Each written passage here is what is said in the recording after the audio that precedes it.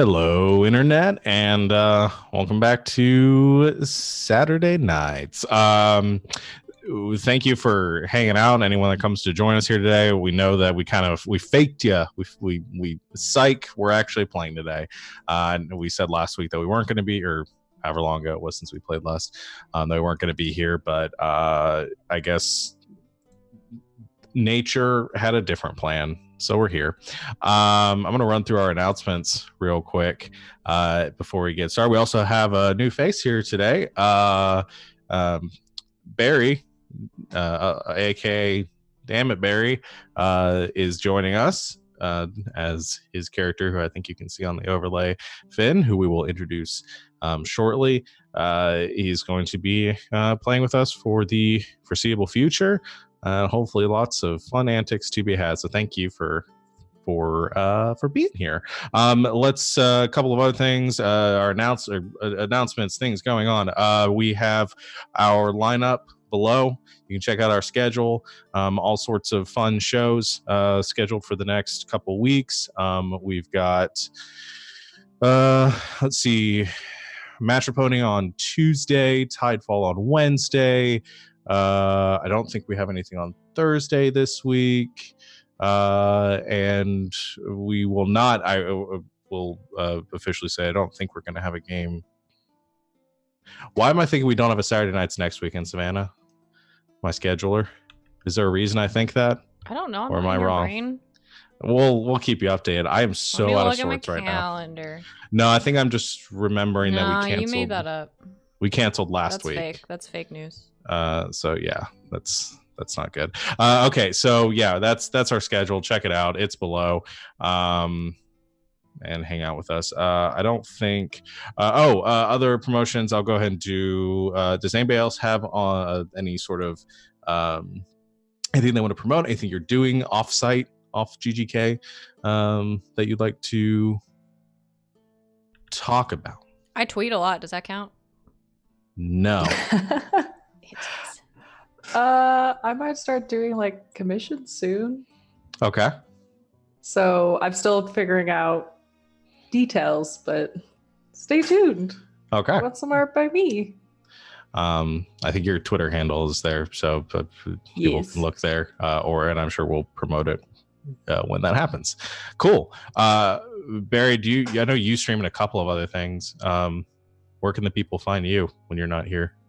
Some Tuesday nights I'm on Indoor Adventures channel as a guest on their Curse of Strahd campaign. Cool. I don't know when I'm back next. And Wednesdays I run Ghost Assault Marsh on my channel. And I think there are a couple. LB and GB playing that, or yeah. So a couple other familiar faces that people can also see. And that's what's your channel again? Damn It Barry. Damn It Barry. Just want to make sure. We will. We'll probably, if it's Wednesdays, we'll post links to it so y'all can check it out. But I think we'll also have Tidefall on, so check out YouTube too, so you can watch that.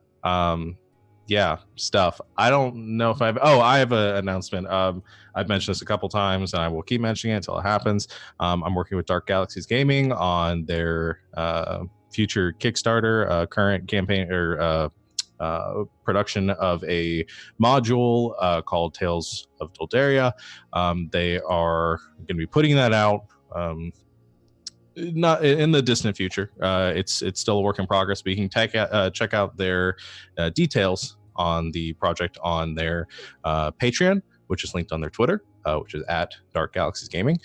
Go check that out. Donate if you feel so inclined. It's going to be very fun. And any little bit you donate kind of helps set them up for the Kickstarter when that goes live. So yeah, I think that's it. I was looking at the chat. Okay, so without further ado, let's jump back into Saturday nights. So last time we played, your group had tracked down the final target on your bounty list, a a group of pirate bandits known as the Ice Rats, who had been plaguing the southern shores of Ishfornen over the last few months under the command of this enigmatic bandit king. You had infiltrated the lair of the Ice Rats, Navy SEAL style, emerging from the water and attacking the hobgoblin pirates along the way. This expertly timed assault went off without a hitch until the captain of the Ice Rats summoned their Hydra pet from the depths below. You were able to defeat this Roth Blackwater, the captain, as well as the Hydra, and vanquish the last bits of the Ice Rats. You then began to loot the cavern and the stores of these pirates, and discovered a few interesting things, some items, riches, things like that they had stashed away, as well as some ledgers that described their transports, and an obelisk in the hold of the ship that seemed to have been picked up and was being set for delivery, something that you had been referenced to a couple of times now, a few people. You got a strange feeling, Chad specifically, from the obelisk, and decided F that shit, and sunk the ship and buried the obelisk at the bottom of this lagoon to deal with it later. And that's where we left off. So right now it is Chad, Barumba, Daffy, and there was somebody Hilda. else. Hilda, Hilda, you were there last time. That's right. Yes. Yeah, I knew there was a fourth person. I don't know why I thought you were. You weren't one of them. So the four of you are currently in your wagon again, leaving the cavern, I believe, and beginning to make your way back north towards Breck and eventually Quilden. And about an hour or two into your travel, there's an ominous sort of ozone scent, a crackling in the air. Hilda's hair begins to frizz and stand up more than it does already. Just rolls his eyes and says, "Oh, gods." And there is a strike of lightning in an instant, and your massive elephantine companion, Barumba, is zapped away. And in his place, you now see Jules, kind of staggering to her feet. I think the last thing that you saw, you had your weapon in hand and you were fighting off the Hydra, and suddenly you appear once again, kind of mid-swing, just striking out at the air. Jules, it's okay. We got the Hydra. We got the pirates. You went into the geode. Yeah, you got sucked up for a bit. Not that long, though. Is no one safe? Apparently. Yep, what he said. Yep, it sucked up Barumba, so guess we'll be seeing him again. I hope so. Whenever. He's kind of nice. He's so fuzzy. Get this above. That's disorienting. Oh yeah, there were also 2 hobgoblins that got sucked in there. I don't suppose you saw them while you were in there? Yeah, did you fight them in there? Did I find them in there? You have no knowledge of this place. No clue. Well, guess we need to be ready for them to come back out at any given moment. Man, what if they just pop out in the middle of the night and kill us or something? I'm starting to get very nervous about this zone thing. Guess we're gonna have to keep watch even when we're in an inn now. Apparently, because Who knows? There's just no way of knowing. Hey, do we still have that magic box with the magic lock and the magic key that we had a long time ago? That we forgot about and then eventually opened? I think maybe the geode might have come out of that box. No, you're thinking of what the Ifriti bottle was in. Oh, that box. Do we? Yeah. At the box. Could we put the geode in the box? Lock the box, magic lock. And then open it again the next morning. What happens if it tries to spit someone out overnight? One of our friends. I mean, because If they're in the box. Mel and Paul are still in there. That's There are true. more friends than enemies in there right now. As far as we know, now that I think about it, who knows what's gone in there before it came into our possession. There could be like a dragon or something in there. I also forgot to mention that Daffy got zapped into. No, no. Oh, Oh yeah, you Wait, Jules doesn't even know who that is, I don't think. You've never met Daffy. no. There was a Furbolg. She was captured by the pirates. I think she said she was part of like a performing troupe. she Wanted was the funny. captain's bones Oh. that he had. But yeah, she was nice and helpful. And now, she is also in there. Oh no. Maybe she'll come back out. She hopefully, sounds I hope, nice. I hope her troop doesn't get, somehow find. Well, how would they find out that we had it anyway? Her troop probably misses her. I hate this gem so much. I hate it. I hate it so, so much. Well, you're all alive. Presumably. That's good. How Yes, so we was took the, care of the Hydra and the Okay. last of the goblins, and Good. well, one of them got away at least. Yeah, there was one hobgoblin that I let run away because seemed like the thing to do at the time. You all were taking a beating on the ship. They'll Those two tell were our still there for story. that. Yes, they'll be very afraid of. Man, we should yell our names at people when we get into these combats, so then We- they know who we are. We do have a guild name that That's we true. could yell. That we should yell that when we go and sally forth into battle. Is that how it's done? Maybe, but we would have to start leaving survivors, which so far I guess this is the first time that's happened.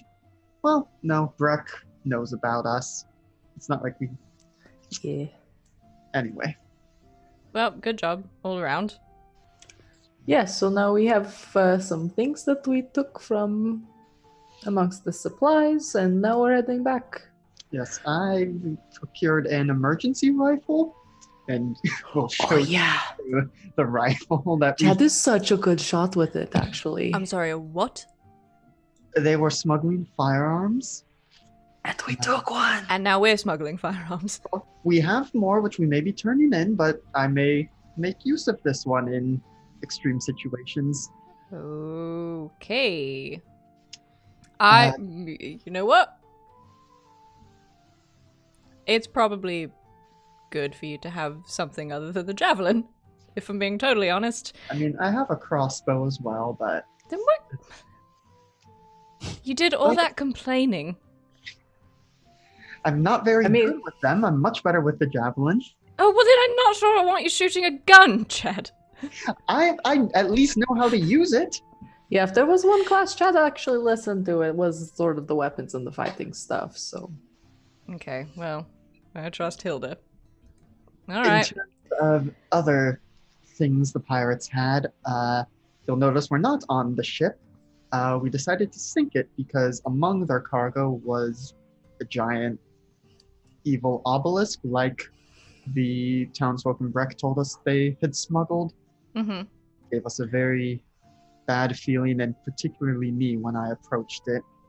Yeah, so I want to do some research before we get back, and to make sure no one would uncover it, we sort of just sank the ship with the rockets. Yep, Well, and that seems Roomba reasonable. helped us bury it in the bottom of the. Yeah, it's kind of all water. covered up. Nice and safe until we figure out what the heck it is. Because, yeah, it was kind of creepy giving. I found a journal that sort of talked about it. And Oh, that's never good. Yeah. talking about how it put the whole crew on edge while they were transporting it. Yeah, we didn't feel good around it either. Got that And weird ringing sound. it had an inscription in Infernal, because of course it was. By the What? blood of the Everything- fallen shall the way be made open. Everything is just, it's all coming up infernal right now. Yes. I know, I feel like I should maybe start legitimately learning how to read this language because it's Right. coming up a lot lately. It may be helpful because, Hilda, while you were in the geode, something else devilish happened. Oh, like what? We I think from ran- behind Hilda, I'm looking at Chad like, eh? I think Chad looks and he's just like, Like more inscriptions and stuff or something? we need to let Hilda know about this thing. She'll probably be able to help. About what? Why are you talking that way, Chad? We Kind ran of looks back at Jules. we ran into that horse devil again, well, Oribus. The rabbits, yeah. Uh, Did you fight it again? well, that was a consideration, but Kind of kicked their asses before. it had a whole pack of hellhounds with it, and it wanted to talk. Now Not that is with interesting. its current employer, who he very strongly implied was the Bandit King, wants us to take him out, and offered us this pendant, and we'll pull it out from underneath his armor, that will glow in the presence of the individual, the Bandit King. He could not tell us who it actually was, but this is his way of doing that. That seems really helpful, and these type of creatures don't just give things out for free. Yes, well, in exchange, That's the next part of the story. You didn't. What? What did you do? was not a big fan of this idea myself, but Jules convinced me it was the only prudent course of action. I don't think that's exactly what happened. I remember That- discussing it for a very long time. And What the did you just? conclusion we What reached happened? That rather than fighting the creature or leaving it to roam the countryside and continue to murder innocent travelers, in exchange for giving us this assistance to identify and hunt down the Bandit King, Right. he wanted to, I guess, lease would be the best way of putting it. Borrow? Borrow what? You're like talking in circles. Rights to temporary ownership of my soul. Oh, your soul. It wants you. You sort of gave it your soul for a while. That's what I thought, but apparently, per the contract, and there's a contract, my Which soul we is still in- read. Yes. Do you have a copy of this thing? I forget if we established that, Sean. I don't think we have a copy, No, you don't have a copy. but you know, normally I don't have much of a mind for these sorts of things, but given that my soul was on the Yeah. line, I kind of, made sure to remember this. So in exchange for the rights to my soul, for now, he offered us the means of locating the Bandit King, his soon-to-be former employer, give us this amulet that will glow in the presence of the Bandit King. Oh yeah, he told us the Bandit King is in Quilden. Okay. Also, Sean, looking at the notes, information on location of the Bandit King's interests on this plane. Did he actually give that to us, or was that just the letting us know the Bandit King's in Quilden? The specific words of the contract was that he told you that the Bandit King's interests lied in Quilden, and that you received an amulet that would glow in the presence of the Bandit King. Hi, our dungeon master went to literal law school, and I feel like we're at a distinct disadvantage during this whole quest. But so there's that. In exchange, to my soul, on my death, The devil claims rights to my eternal soul, etc., etc. But on the death of the Bandit King, I regain full rights to my soul, and the rest of the contract is null and void. So we just kill the Bandit King, which we were already mostly planning to do. My soul is mine. But we still have no idea who the Bandit King is. What if it's like a prince or something? We do know he's in Quildun. Chad, come here. So Oh, looking up at you. Just like grabs both sides of your face, be like, "You're an idiot. I I know. think you did the right thing. Just don't die, because Yeah. it has your soul. This.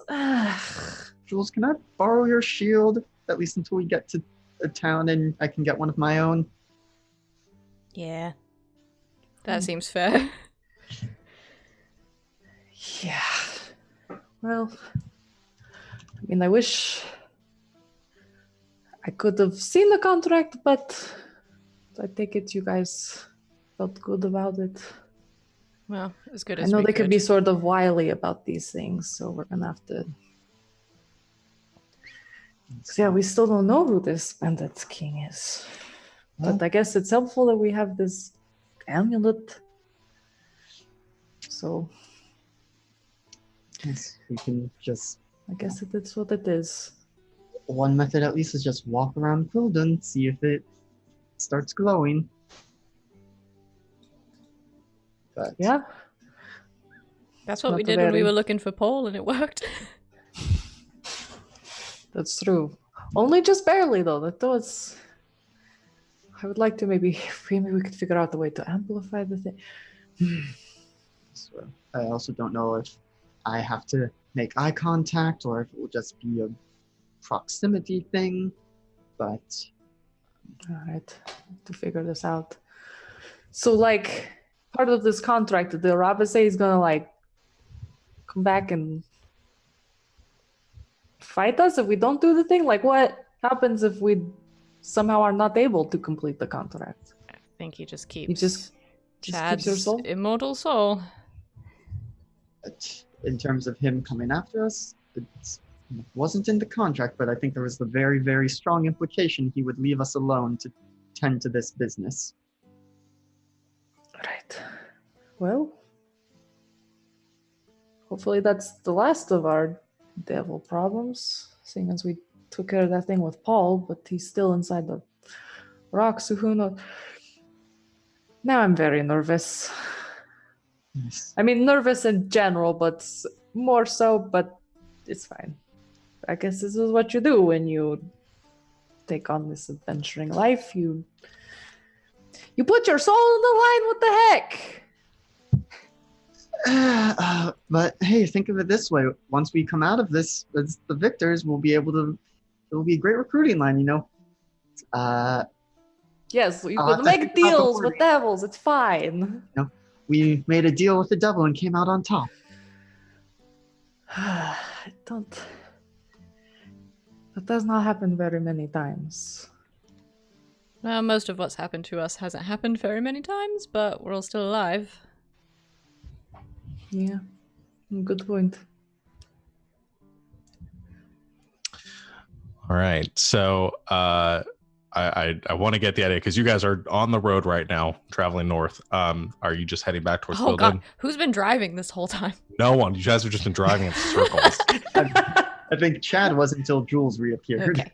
Okay. Okay. So you're heading I north drive better. along. Okay, you're heading north along the road in the same direction you came from, through Breck and back to Quildun. As you, it's nearing evening by the time you are reaching the outer limits of the village of Breck. And as you enter the town, you have some of the townsfolk who sees you with a look of familiarity and you sort of wave and smile and give you sort of a comforted look. You also notice that there's a heavy guard presence in the city now. The Veil Guard seems to have been called into action, at least as many as that they could muster from the surrounding towns, and they are sort of overseeing things in the city right now. And actually, as you come outside the mayor's office, you can see the guard receiving some orders and are currently speaking with a familiar-looking face, one of the members of the Bounty of the Righteous that you had spoken with previously, named Willis, who is currently talking and gives some orders. And the big Goliath man says, yeah, just I don't know, he said something about their chicken being taken by the farmer down there. Just see what's going on. And looks and sees all of you and says, oh, you're back. Hey, Willis. Hell, I take it you're good news from the south. Yes, we have killed the king, or not the king, the captain of the ice rats. Oh, okay. That scared me for a minute there. We killed the I know king. we took some kind of token. I don't remember if we actually took his head or. Oh, he had like we a. have his pistols with his. Yeah, Yes, that's what we grabbed. you did take his pistols. He looks at us. You want to get those up to to Council Lord Alabaster immediately. That's The plan. good news. I have to say thank you for everything you did here, and especially I didn't know, but I guess you sent one of your other members to help out and restoring the town and getting things ready. We've appreciated the work that they've done here. It's been immensely helpful. I appreciate it. What is he talking about, Jack? I mean, we are very happy to lend aid wherever we can. Do you know where they are right now so that we can check in with them? I think they're right now. I think they're back at the inn currently. I'm not entirely sure, but that's where I'd check. Sensible enough place to be. All right. So we will go check in with them, and we'll see you around. We'll make sure to say farewell before we continue back north. All right. Well, I'm glad to see you're all right. He kind of looks and did you lose anyone along the way? Well, Kind of. yes or no? They're still with us, but indisposed. In spirit. Oh, okay. I understand. Well, I hope they recover from your journey. Anyway, I have some work to get back to here, but I'm glad to see all of you, and I'll certainly let my superiors know. And he heads back into the mayor's office. A couple other farmers in tow. We have another guild member. Did we leave someone here that I don't know about? I mean, I know I I have no went idea what he's talking about. around Quildun, but I didn't get anyone to sign up. Maybe they checked in with, the steward or the council lord, but something's going on here. Yeah, this is kind of weird.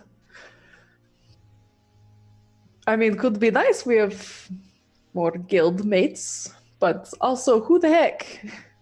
Let's go find out. All right.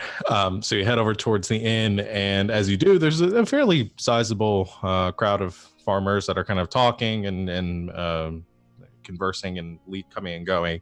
As you push away inside the inn, you can see there is some of the tables have been pushed aside, and there are some of the Veil Guard kind of talking to people, and they're taking accounts and like exchanging coin. It looks like some reparations being divvied out for some of the goings on, the troubles that they've been going through. However, you catch one person that sort of stands out towards the back of the room, currently having a conversation with one of the an elderly sort of farmer woman. Barry, why don't you describe your character for us? Okay, my character is roughly 5'11", kind of gangly. Like, he's not that strong, but he can move fast if he needs to. He looks very dapper in a three-piece suit with a monocle attached, tucked away into a pocket. He likes looking his best. Blue hair, his right eye's violet, left eye's green, a couple of piercings, and he's telling a jolly good story of the time he defended a family against 3 ice giants by himself. And the elderly farmer lady is currently she's got a cat in her hands, and she's listening and smiling as the story finishes. She says, thank you, Master Finn. We appreciate everything you've done here, and that's sharing your stories. It warms my bones. I appreciate it. No worries. When I take a contract, it gets finished. I'm glad to know the Hope of Vagrants has been more than helpful here. I'm going to let everyone know to come to you if they have any sort of troubles now. And you've done so much for our city. And as she turns around and she sees all of you, she says, looks like even more here to help out. Thank you. I remember, I don't think I caught your names last time you were here, but I remember the 3 of you being here from the time before, and the terrible business with the mayor. Thank you, all of you, so much. And she begins. Do what we can, I guess. She kind of pushes away past, and you see like a young, like probably her grandson, come over and kind of take her by the hand and begin to walk her towards the door, leaving just the 4 of you to talk. So. Yes. Finn, was it? Master Yes. Finn. Oh, you've heard about me. Yes. Do you need my help? Mayhaps, and perhaps we can help you. But first, tell me, how long have you been a member of the Hope of Vagrants, and when and where did you join up? I was one of the creators. I think It's been around for a while. Chad is going Oh, to- really? Yes. Tell me more. What of these great things that the Hope of Vagrants have done? I've heard of these folks. Well, we took on the clan of ice giants to defend a poor village. At that time, the guild was just me. And then, you probably heard of other exploits around. Anything exciting which has happened, I handled. Yes. Right now, I'm trying to hunt down what happened to the mayor of this town. Yeah, And- terrible business. I will find out. I will not rest until the killers are brought to justice. And how may I help you through? Well, I think all your good work deserves at least a drink. Won't you join us for a drink? Are you buying? Of course. Well, certainly. Let's go. Okay, the harried looking bar matron is kind of brings you your drinks. She's kind of light on the niceties, as there are a lot of people in this inn right now. She's But busy. you guys grab a table and have 3 glasses of ale/wine put down in front of you. Whatever your preference is. I think as we sit down, Chad's going to make sure he's sitting next to Finn and does kind of the clapping him on the back, but like the hand doesn't leave your back. It's just like, so, I don't know. I got nothing. Either of you want to lead this off? So you should know, sir, that this has happened to us before, that someone has tried to take credit for what we've done. Because you are looking at the actual founders of the Hope of Vagrants, and we have never met you before. Yeah, it's funny. I don't remember seeing your name on the charter we signed. So do you Finn want to will walk pull back out what you his- just said? Finn will pull out his own charter, which looks immaculate because I have a forger's tools and forger's kit.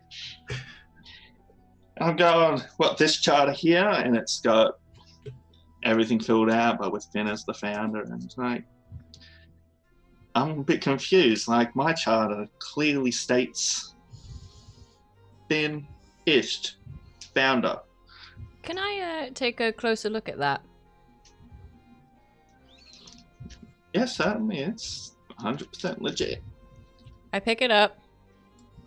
I rip it in Okay. half. Oh shit. It's a bit rude, but don't worry, I've got 10 more. Like pulls out a bunch of them. Oh, I love this guy. Jules doesn't say that. Okay, so answer me this, Master Finn. Why try and pass yourself off as us? You could have come up with any guild you wanted and wouldn't have been an issue, and yet you chose our guild. Is it because of the name? Because we do have the best name. Do you know how hard it is to think of a name? Quite Yes. hard. I Very. heard someone mention it. I thought, that'll do. What's the chances these guys going to make it back? If I'm being honest. Well, surprise. We made it back. Unfortunately. I mean, congratulations. So what's your plan here? You were just gonna like walk around telling people that you would like save the day and I was going to actually help people. It's just easier if you just jump on someone who already has a reputation of being good. Willis did say he'd been immensely helpful. And, I mean, seems like you were pulling one over on that old lady, but... No, she just wanted someone to talk to. Can I attempt an insight check just on his I want to help people? Sure. oh, Me too. Why does nobody ever trust my characters from me? Barry, if you Oh, I don't know. Did you like steal their identities or something? what I'll say is, Finn, if you are deceiving, you can whisper me a deception check. Otherwise, you don't have to roll anything. Well, either way, I got a 3. I got an 18. I'm Okay. being honest. I just want to help people. Finn is people. Yeah, and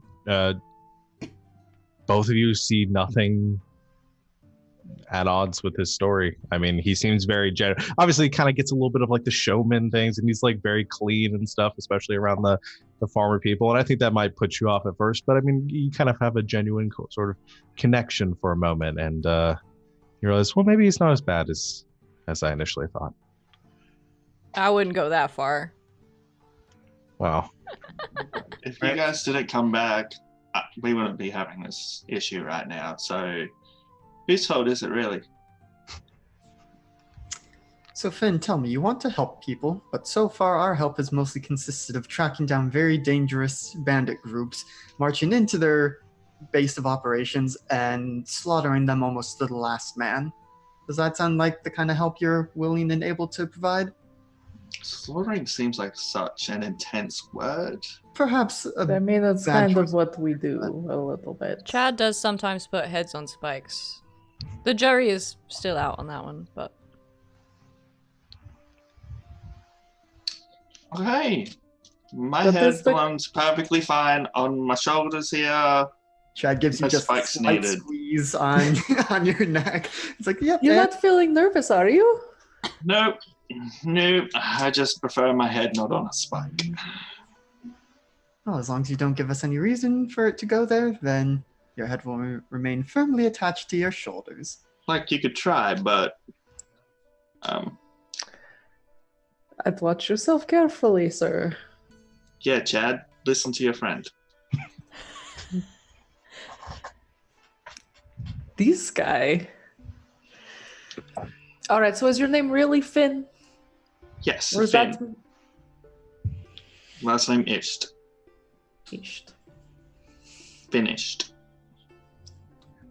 All That right. sounds so fake. There's no way that's your name. It is, and I'll pull out a birth certificate. I pick it up off the table. I have Just 10 kidding. more of them in my bag. Of course you do. Well, then, Business card in my pocket. Finish. Founder of whatever this guild's name is. well, Finn, here's what I'm willing to offer you.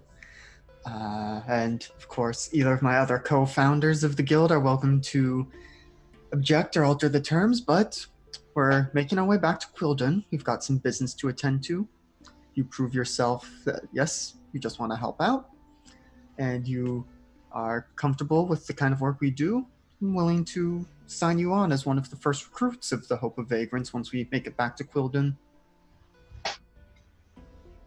Counteroffer, you put your signatures on this form and we're all co-founders. I will let you in on the ground floor. Of your fake guild that doesn't exist. Tomato, tomato, okay? It's...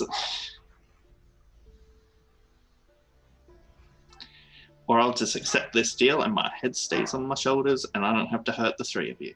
If it makes you feel better, there's pretty good money in it. We're nearly done. I know. Trust me, I know. I take it you do this quite often? Scamming people? I wouldn't say scamming. What would you say? It's kind of like slaughtering. Most of these S words are very severe. There's another one. Yeah, I know. That's why I used it. Wait, what's the other one? Severe. Oh. Went right over her head, didn't it? I misunderstood Looked down at the Hildy. I inflection. thought it would be yours, to be honest, but You better watch yourself. I am not very happy with you at the moment.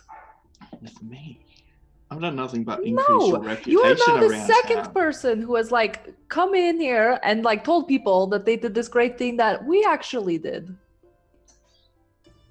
I It's also, frustrating. Why does this keep happening?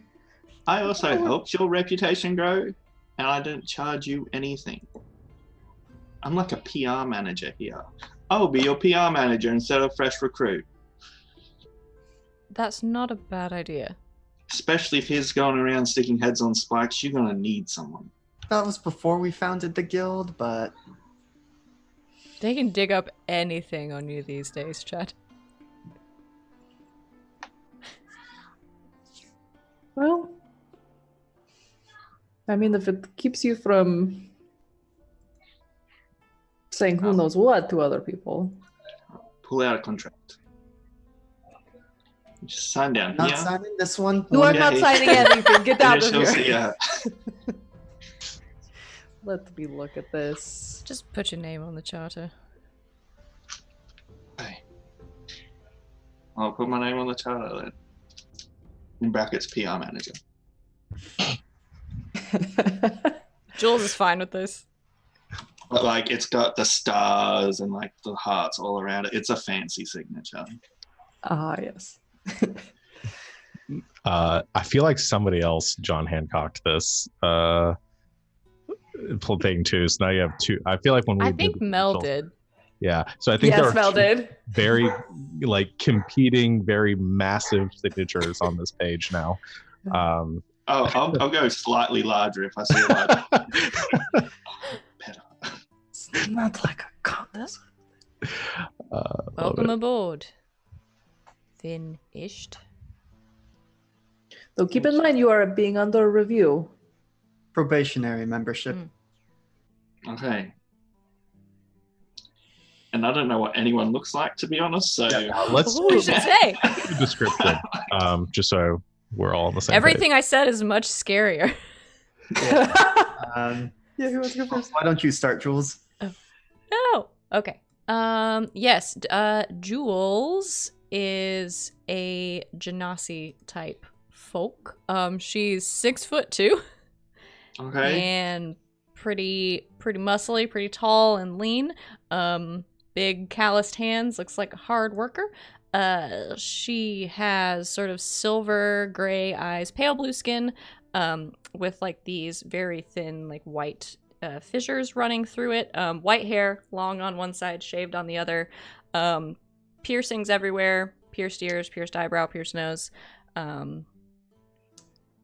And she's wearing big, heavy plate armor and carrying a mace and a spear, and she's wearing 2 holy symbols around her neck. Okay, yep, slightly more scary than what I was picturing. Yeah. I'm taller than you.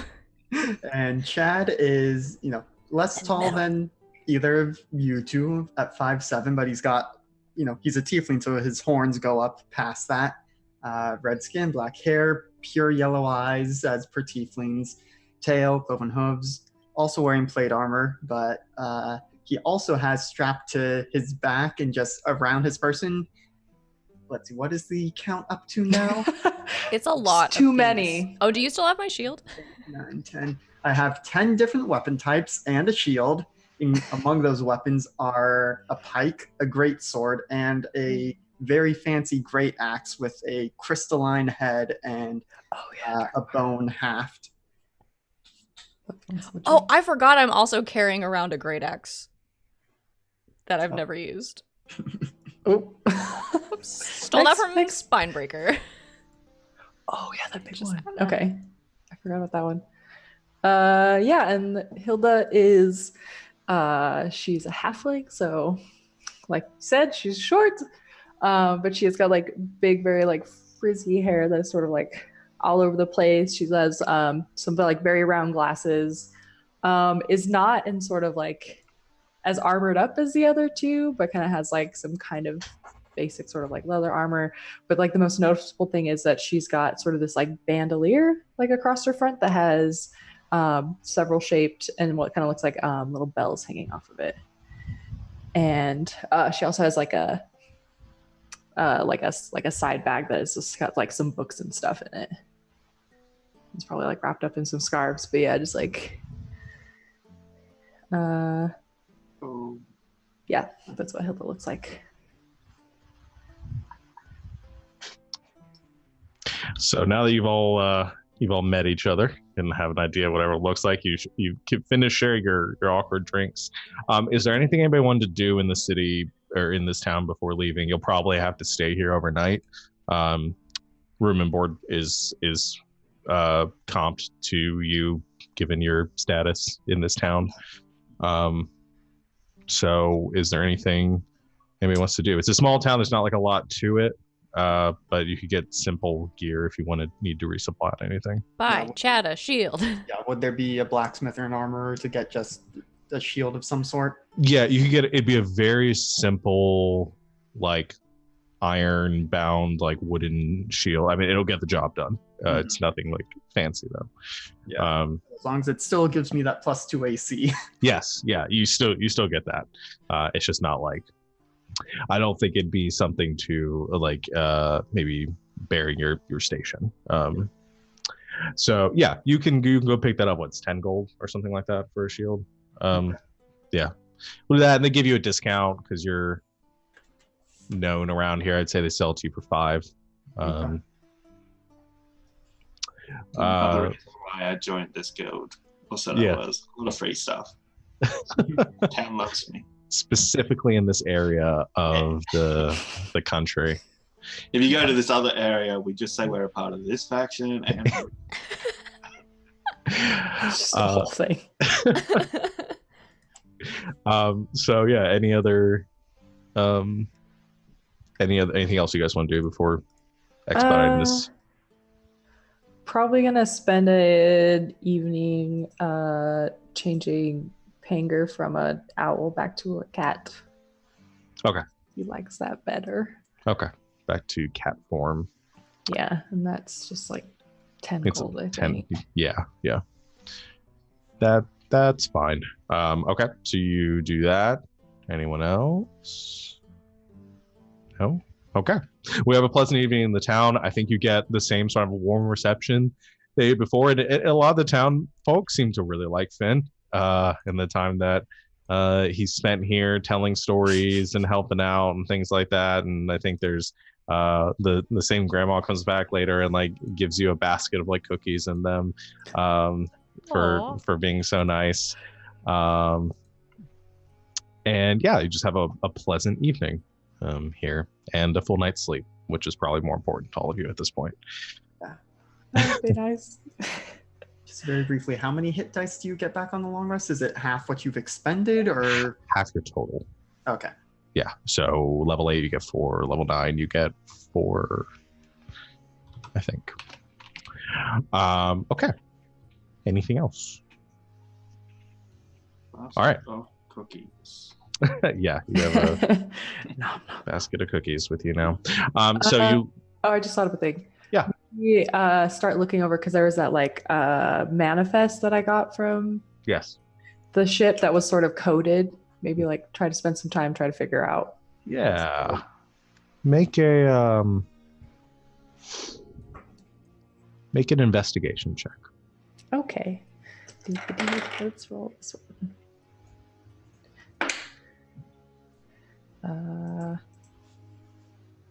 Let's see, investigation. That is at 17. 17. Okay. So you notice a couple of things in this manifest. You're quickly able, with the 17, you're able to decipher the different locations that they're referencing with some of these abbreviations. It's not too hard. I think they're pretty common amongst most sailors. Maybe you've read about sailing at some point. I mean, I imagine Hilda's read a little bit on everything. Yeah. So you're able to quickly decipher that part. And you notice that the ice rats have been making a few trips to regions nearby. You see a lot of routes that they take to Crastal along that way. Also routes down to Rored, and down towards even a little farther south, towards Randall. I'd say 3 deliveries stand out to you. Most notably because the most recent delivery that is mentioned there is an entry that you're able to identify as being the obelisk where they must have gotten that, because it doesn't match anything else. It's also one of the last things that they picked up, and they seem to have gotten that from wherever they picked it up from, whether it was the origin of it or they just picked it up, had it shipped to them there, but they seem to have gotten it from Roran.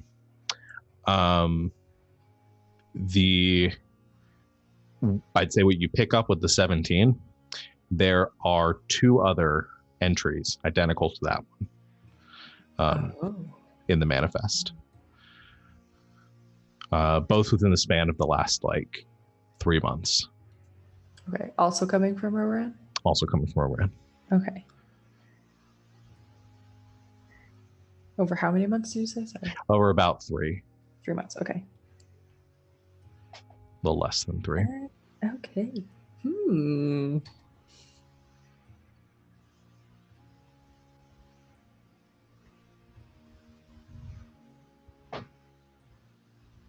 Alrighty. Okay. Yeah, that's it. All right. So you all wake the next day, well rested, get some breakfast, load back into your cart. Willis comes to see you off, saying goodbye and giving you gives you a missive to give to Bruce. I don't know, probably not. But Where is Bruce these days? He says, "Oh, he went back up to Quildon to report in." So servants too? Yes, yeah. So they all went and head back up that way. I'm sure they're on another contract by now. But I do the short straw. I should say short straw. I'm proud to be helping out around here, but I'm stuck here for a couple weeks at least. Do you have any leads on the bounty hunter who took out the mayor here? No. We asked around. Most of the people around here didn't know what to look. A few of them pointed towards that the one that you were hanging out with at the knoll dog. Said they saw him leaving, but obviously we said that couldn't have been it because he came in with you. So, but otherwise, yeah, no leads on that. Hopefully, we'll catch him now. Soon. Yeah, this was a terrible thing. Yeah, the bottom of it. Yeah, but I mean, like you said, it's probably for the best given what he was doing around here. Better to have someone in charge that's going to do the right thing. So, right. Have they selected somebody to be? No, not yet. It's probably going to be one of the town elders. They just haven't decided who, because no one wants the job. So, yeah, that's going to be fun. Shoot, I can't remember the name name of the old guy we met? The one that we caught.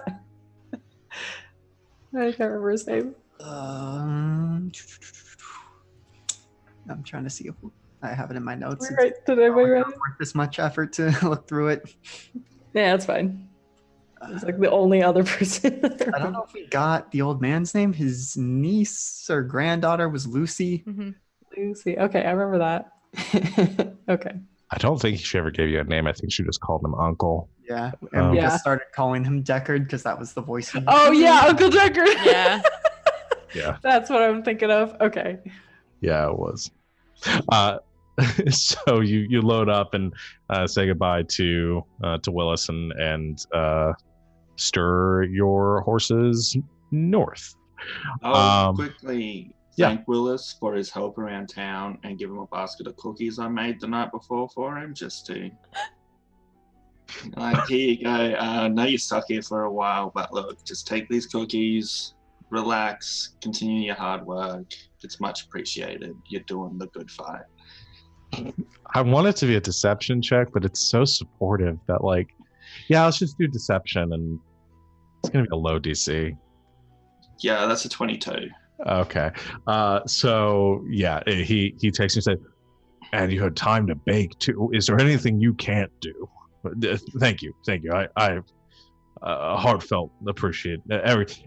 This is a good one. I don't know who recruit. I mean, just you guys have a good outfit here. If things ever didn't work out with the bounty, I would definitely look towards joining your group. Well, you know where to find us in Quilden. Yeah, I'm working towards tenure though. I'm only a few years away from being able to take out for my pension, so I want to stick there if I can. But, Good luck. You got this, buddy. Thanks. Luck, friend. Well, safe travels. And you stir forward. All right. So off to Wilden. Yeah, I think once we get outside of town just a little bit, Chad's going to turn, mostly to Jules and Hilda, and also, kind of including Finn in this, and just saying, I remembered last night that Krillock told us that he could help point us towards the Bandit King once we eliminated the gang leaders. Should we maybe head back to him before we go directly to Quilden? He also still has Matthias. It does, but Paul isn't the thing. You can just say he died. That's. I mean, I'm not above lying to tell him that. Yeah, I'll point out. I'm not above lying to Krillock. Yeah, I'll point out too that I don't think it was part of the agreement that you have to like give Paul back. He just wanted Matthias because you were taking Paul. Mm-hmm. So. Well, if he asks, he died. I think we can swing that as long as. Sean, how common would it be for people to know that beholders have anti-magic abilities? It's probably not a common thing. You can make an Arcana check if you want to. With my -2. Go, Chad, go. Or a history. I'll give it to you history too. Okay. That's a 15 with history. Nice. I mean, this is all just for a throwaway line. It doesn't need to be. Oh, no, it doesn't. Sure, I'll say just because that's going to be meta knowledge. It's going to be hard for me to wrestle out of your guys' heads. Yeah, I mean, as long as, once we have the geode back in his sight, it doesn't, make everyone pop out of it. That would be an interesting What? to test out. So. Oh, yes. Welcome to being part of the guild. This isn't a part of it. We have a magic rock that you might get stuck in from time to time. So far, we've cool. taken a turn, come out no worse for wear, but we can't control who goes in and out and when it happens. Narratively, it's very convenient, though. Just one of the perks, you could say, of being part of the Hope of Vagrants. At least when you come out, you feel We are very from the rested. spoil. Yeah. You do. It's like a nap stone. Stone of napping. Okay. That's interesting. And so a few of our members are in there, as well as like some goblins and stuff. Anyways, And like 3 allies we've picked up along the road. I really hope. I mean, at least Orazib was part of another guild. I hope they don't come asking about so it. Orazib, who's that? Oh, he showed up right after you got sucked in. He was with Barumba. Oh, great. Yeah, he was part of the And he was part of the guild. Should we meet them It now? was part of like the Merchants Guild. yes, the Lost Pearl Trading Company or Yeah, Pearl Road Trading Company. Mhm. Pearl Road That's Trading it. Company. That's a larger organization that does like merchant, like transport and stuff around Ishwarden. So He had. Well, he also had guns. One very large gun. Yes, but it seemed more magical than I don't know. I mean, It the was a gun is the gun. fun. Well, that's new information for me. New friends to meet. Like I said, one of the perks being part of our guild. So, did I So- hear correctly, you need a death certificate for a poll? I don't know if his former boss is gonna care about a death certificate. I mean, we could You bring don't have it to just in procure case. this? Don't ask, I won't tell you how I got it.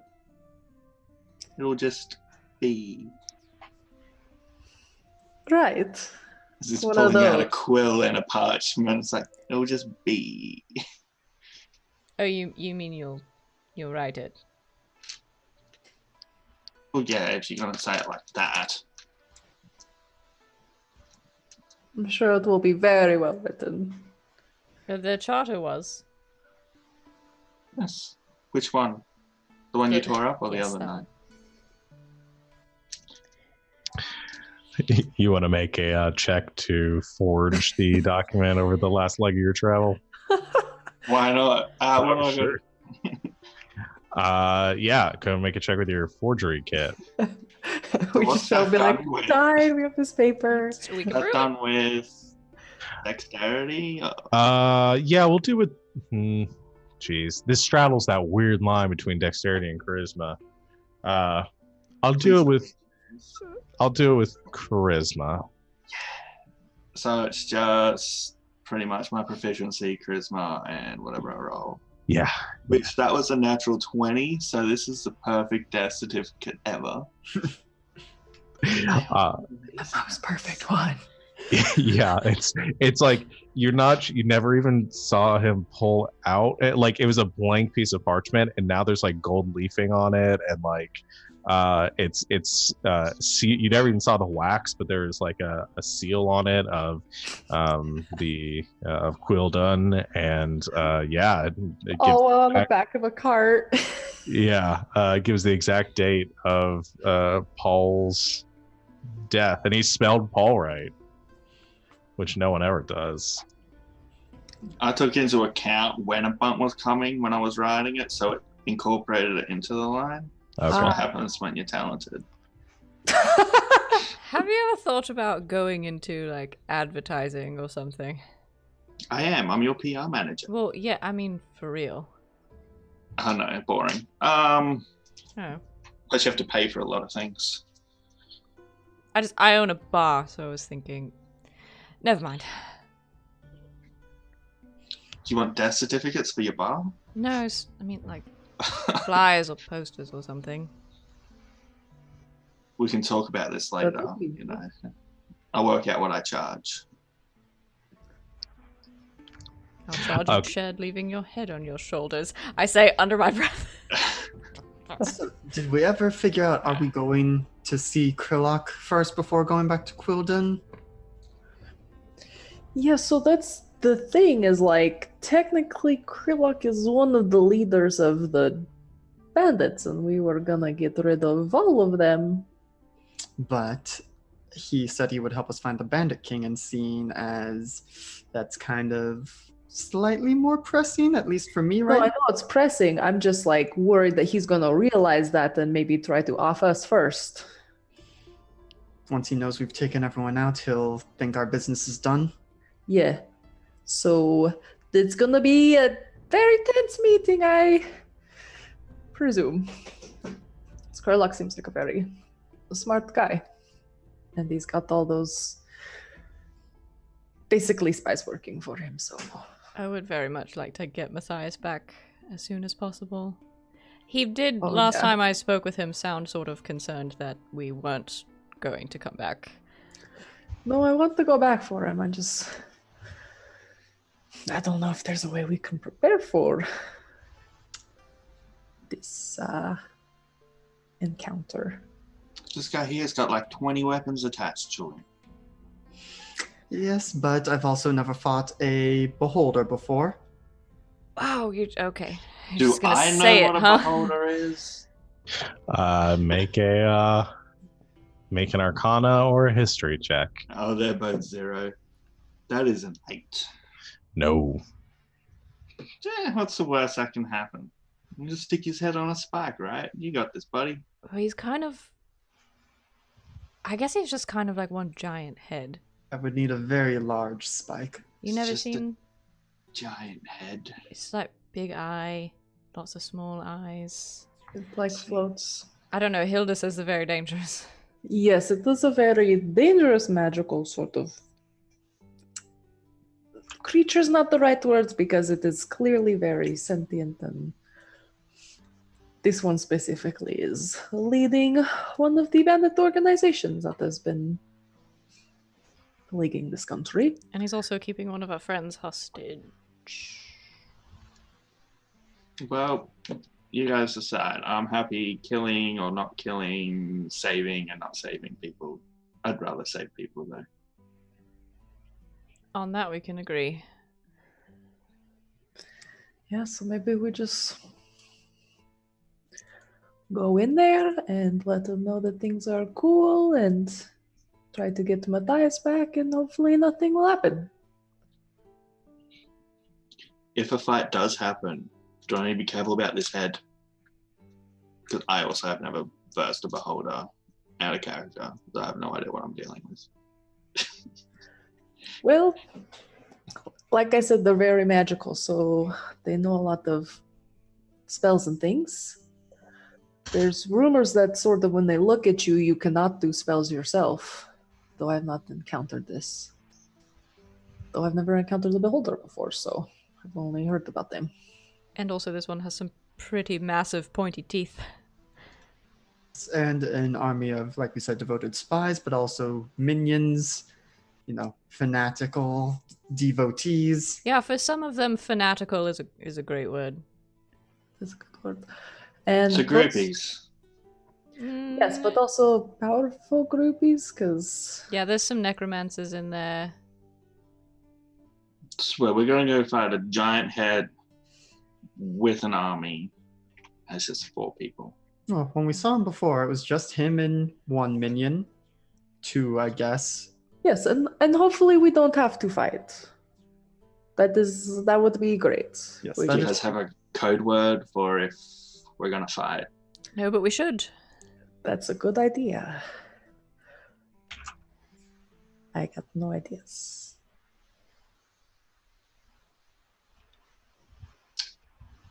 We've still This got a is few- why I just sign up to other people's organizations, because you can't think up of anything. It's difficult. It is. Well, maybe it'll come to us as we travel. We're still a little ways out, but yeah, Jules, maybe you could let Matthias know that we might be coming. That we're coming to get him. I think we should. I mean, I don't know what is more pressing than that at the moment. Yeah, we should go get them out of there. I will tell him. Okay. I'm gonna cast a spell. What does the spell say? It says sending. It says Gmail. What? I'm gonna cast a sending spell. You send a short message of 25 words or less to a creature with which you are familiar. I mean, with Jules, Gmail would be Gethys mail. I right? know, that was, thank you. That's why the joke was funny. Boo. Okay. What do you say? Do I have to count to 25 or can I estimate? I'll tell you when you're done. Hi. Jules again. Mission success. Coming to get you. Misty lots. Hope you're okay. Anything different going on we should know about? Less than 3? You have 2 left. Unless less than 3 were your last words. No. Heart emoji. That's all. Is an emoji 1? Send 2 heart emojis. Okay. There's a moment, and then you get a message back, and Matthias's always perky voice says, "Oh, hey, Jules. Everything's fine.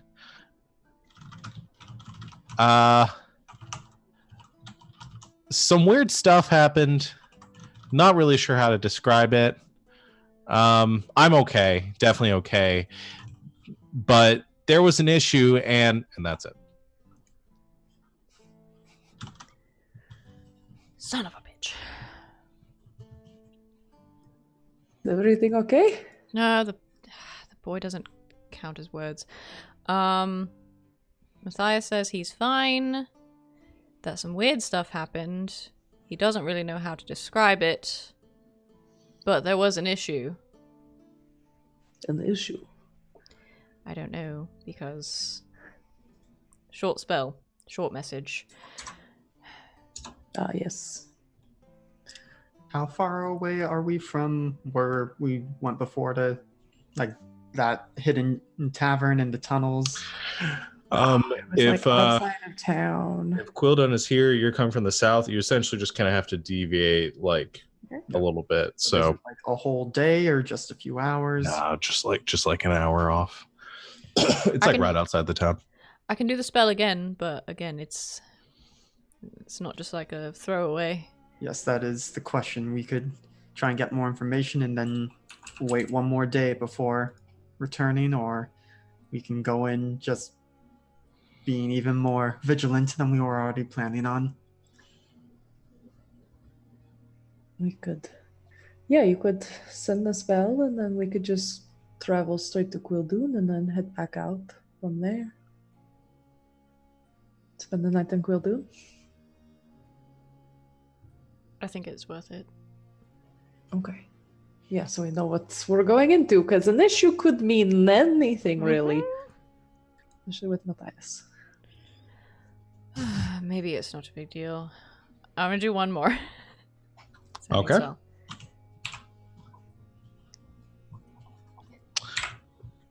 And Jules again. You have 25 words to respond. We're coming for you. What's the issue? all right. You get a message back, says, "Oh, hey, Jules. Not really sure where the message cut off. Matthias! I love him so much. He's so great. But what I was trying to say, someone showed up, seemed angry, big, hairy guy. Shoot, what was his name? Like Wolf. Anyway, Krillock seemed angry, and that's it. Not sure how close I got to 25, but I'm probably probably close. Son of a bitch! Did you mess up the message again, or? I would never call Matthias such things. Dog showed up, Hells. and Krillock is pissed.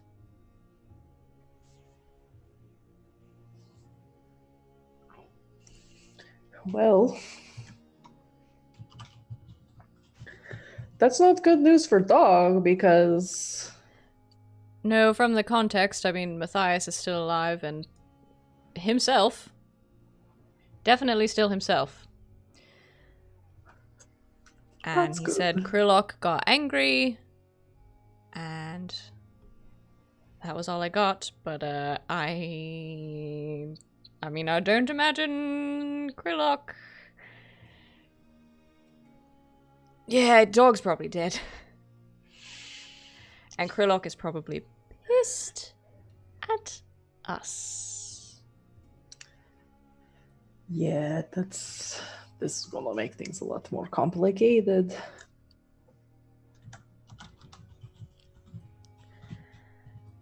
I think we should definitely finish traveling and get a night's rest, and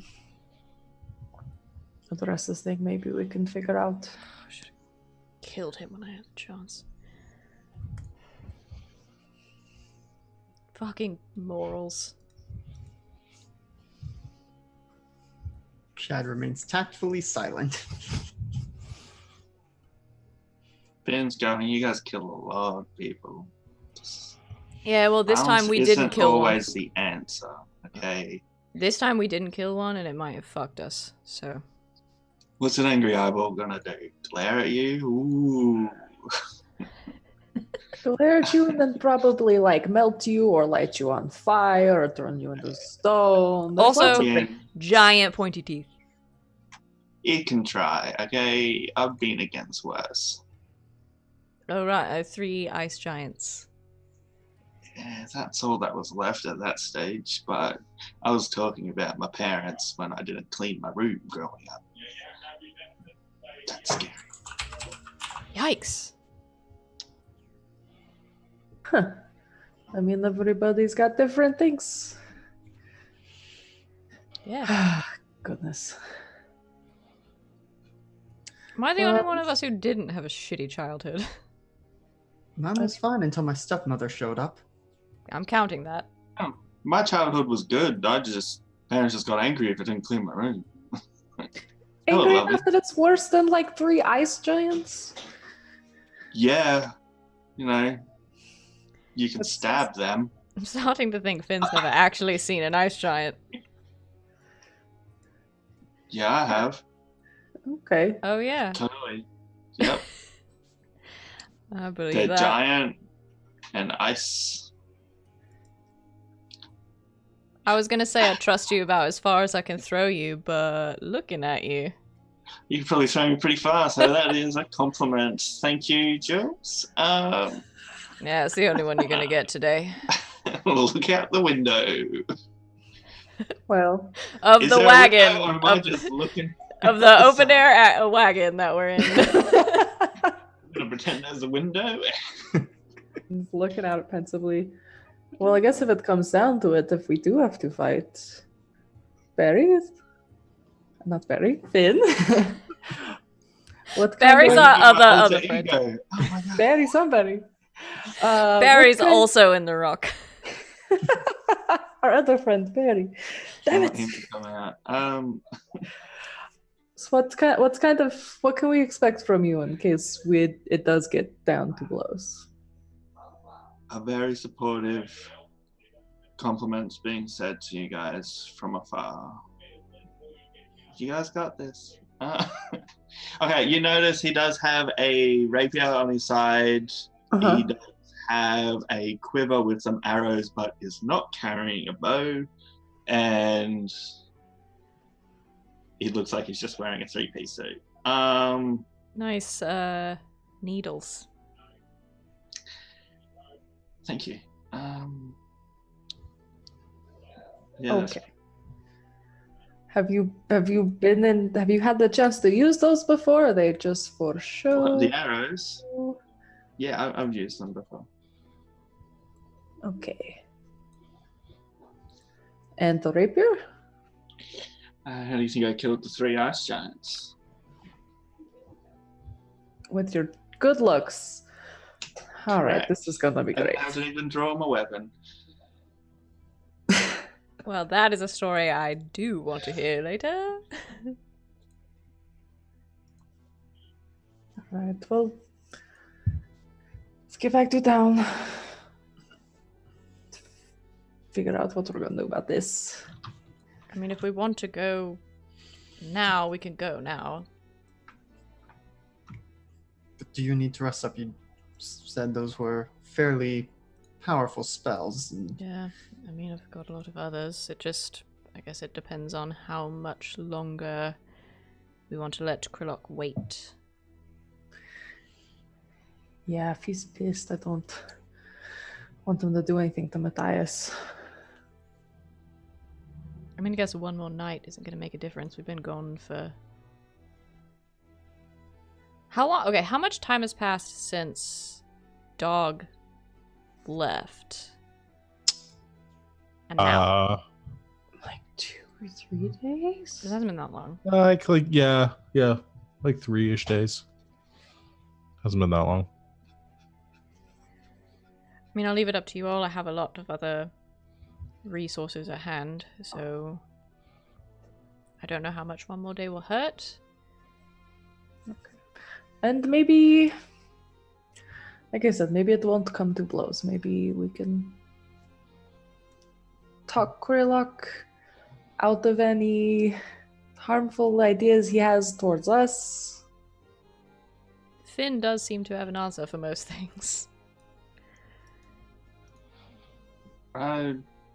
You gotta be able to talk your way out of trouble, or else you get in trouble.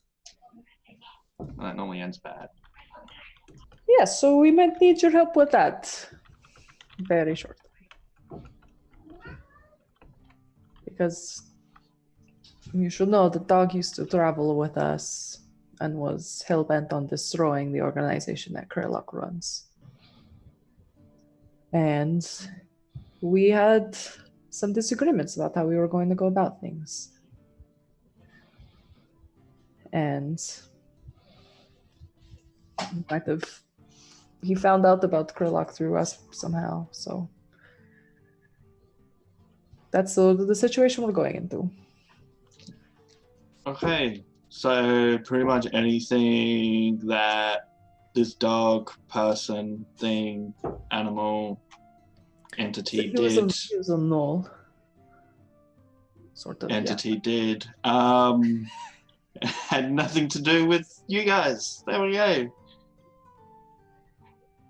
You can That's make nice. a little contract of separating ways and documents all around. Just This guy's But I good. don't- Yeah. But I don't know that Dog would have found Krillok if it weren't for information he got from us. Well, I don't imagine he made it out alive, so... so we have nobody to disagree with our side of the story. Silver lining, everyone. Right. We'll just buy this eye patch and we all good to go.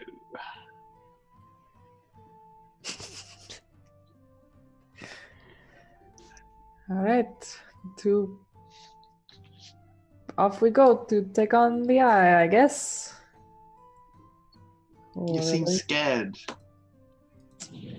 I've made it this far, okay? And you guys seem strong. Your reputation got me some free board to stay at the inn, okay? Like, Yeah, you're welcome. yeah, I also helped your reputation, okay? You're welcome. You keep saying that. Did you get a basket of cookies? No, because No, because you gave them away. They were handed to me, okay? And we don't need cookies. Goodwill is better. Look, now that person likes us even more. Once again, Favor we can call in later if ever we Yes. come across. I forget the dude's name. I'm not good with names. Willis. once Willis. again, he's got a point. Stick with me, kids, and we'll go far. Okay. You guys probably all older than me. I'm like 29. I don't know how old you guys are, but Chad's younger, but I think the other two are older. Yeah, we're older than you. Might look short, but I'm not that young, kiddo. All right. Okay, friend. I need a final say because I Yes. missed what the decision actually was. You're It's because we didn't going. make one. Can I We're just get a vote or something? Are you guys we're going kind of with- just like swerving back and forth? Are you going We're to going.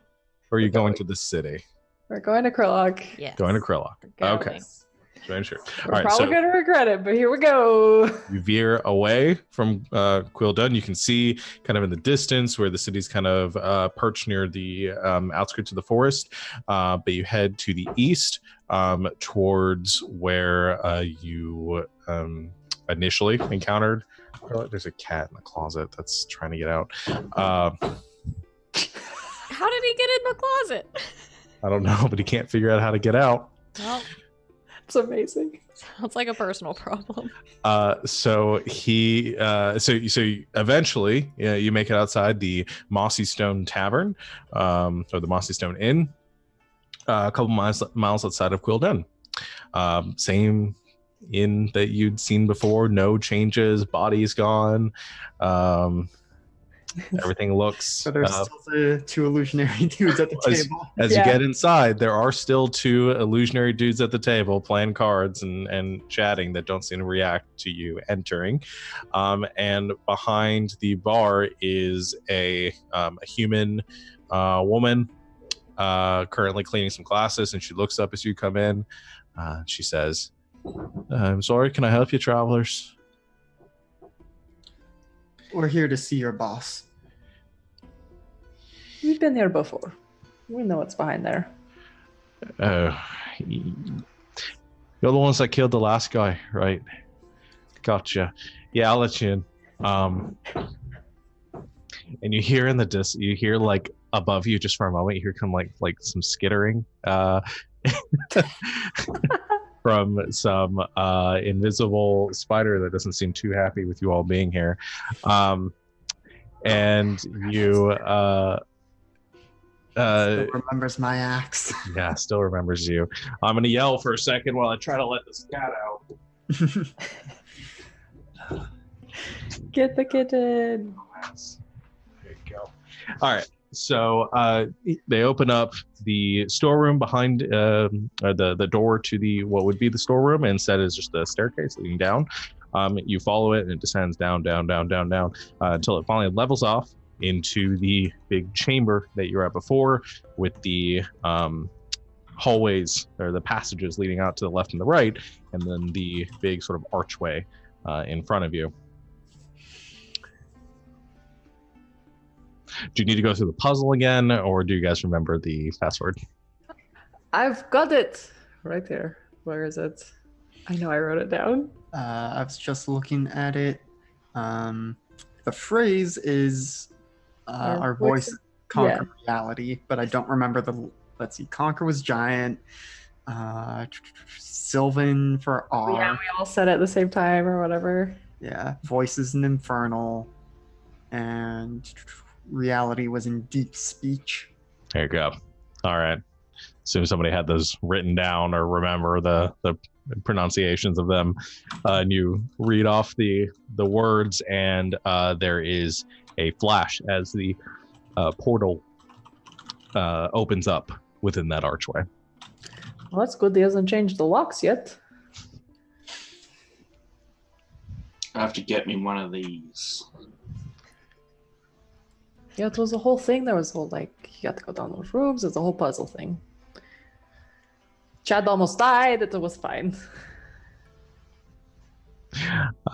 You all step through the portal one after another. That lurching sensation as you are thrust through time and space, and you find yourself stepping out in a massive subterranean chamber. The cavern extending far above you overhead, and the remains of this looks like some sort of long ruined city scattered about. And you begin pressing your way through the city in the direction of this like Colosseum in the distance, with these massive statues towering over some of the ruined walls of the rubble. And we're going to go and take our break right there. and we'll come back to see how this goes. What could go wrong? Everything. Everyone hang out. We'll be back in a couple minutes. So stay tuned and stay tuned, and we'll see you soon. And welcome back, everyone. Thanks for hanging out with us on our break. Let's get back to it. So you entered the domain. I need some creepier music as we do this. Let's give a little bit of that. Give a little bit of that. Yeah, let's do that. So you enter the caverns. And begin to move amongst these ruins with this Colosseum looming in the distance. And as you do, I think Jules is the only one that notices this based on her passive perception. Not a very perceptive group. Otherwise, I don't know what Finn's is. Finn, do you have a decent passive perception? Currently, it's 14. 14. It will be improving soon. Mine's 15. So. Okay. All right.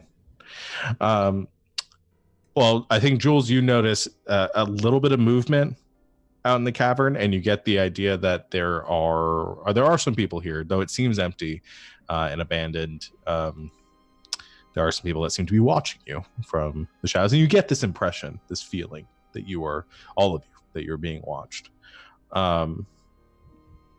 And how dark is this cavern?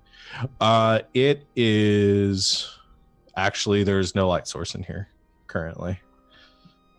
Okay, can I put my monocle on so I look professional? Sure. And say whatever the secret word is? Yes. Bam. Okay. Okay. Well, if it's dark, Hilda would have cast dancing lights. Okay. One little glowing friend to light our way. All right. So you see Finn puts this monocle that's like, it almost looks like it's carved from this like a gemstone, like a bluish white gemstone in his eye. You mutter something under his breath and it sort of lights up for a second. But Hilda, you cast light, which gives all of you the ability to see kind of directly around you. Or dancing lights, or is it light? Dancing lights, yeah. Dancing lights. So just like one little orb kind of floating around. Yeah, I think it's the same light radius though. But yeah, you have this hovering light ahead of you that Hilda is guiding forward. Yeah, and she kind of like whistles to do it. Cool. And which even further kind of illuminates this like creeping and something moving out there in the shadows beyond. And I'll say, Barry, you catch with your true sight currently. You're able to kind of see movement as well, though you don't see people.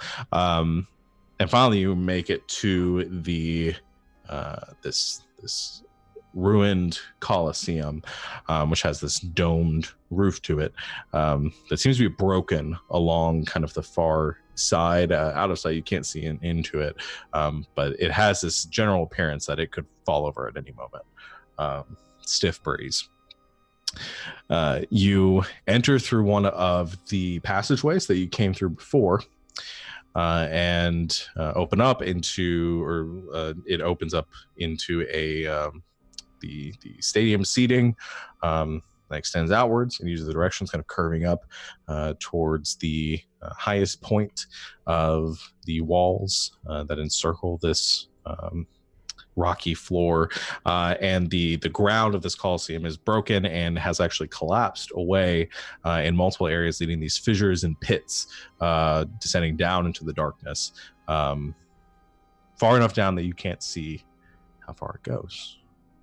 And as you step in here, your footsteps clicking on the rough stone floor, you see a light source approaching you from the far side of the room, and a familiar face, the grizzled, kind of older looking human gentleman in his black robes, the golden eye on the front of it.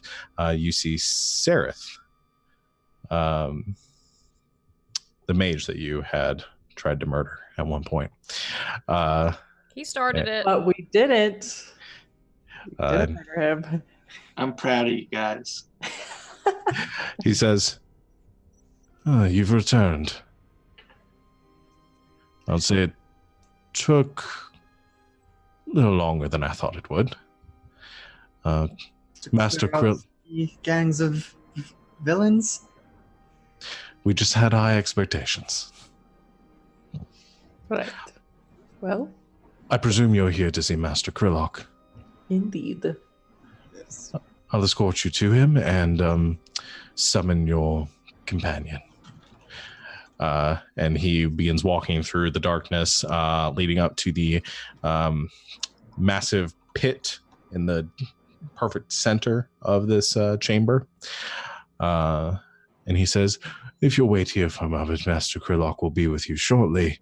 I will head to fetch your charming companion," he says with an air of slight annoyance. And he goes walking off into the darkness, this bluish orb of light hovering along with him.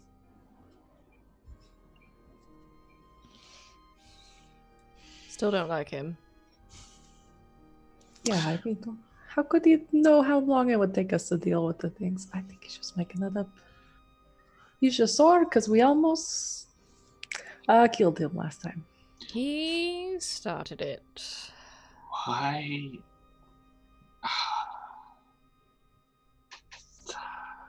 Sorry, I can only rub one eye. The other one's got a monocle in it.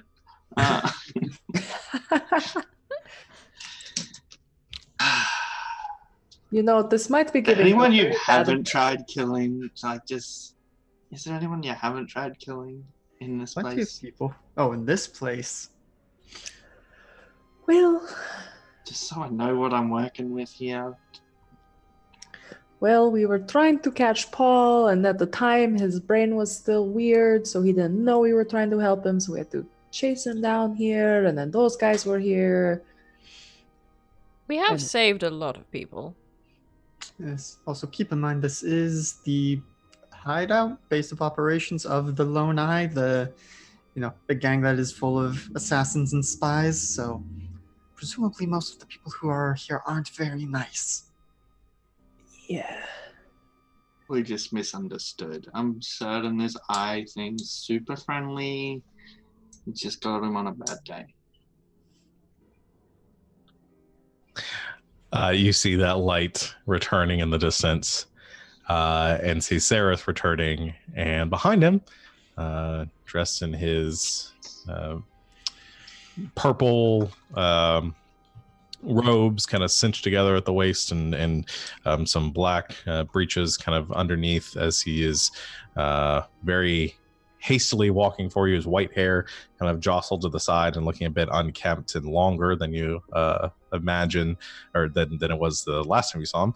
You see Matthias, your drow friend, and he comes jogging up in front of Sareth and says, "Oh boy, I'm really glad you're back here. I'm really tired of being here. Can we go now?" Soon, we do have some things we would like to discuss with Krillock first, but Yeah, definitely.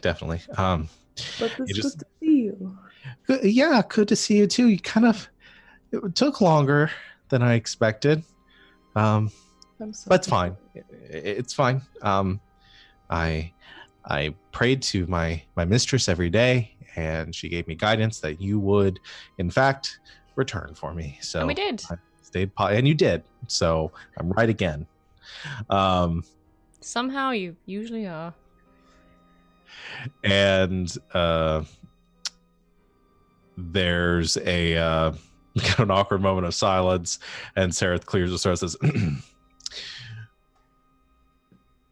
"I will summon Master Krillock. And he turns towards the pit and says, my lord, you have visitors.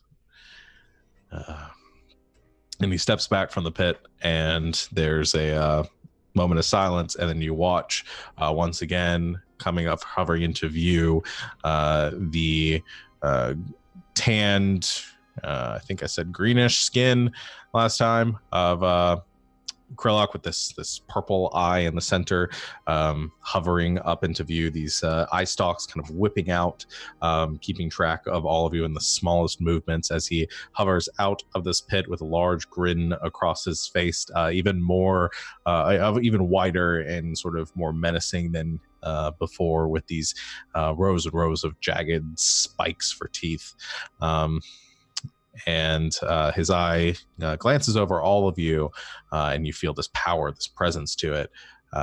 As he looks at you, he says,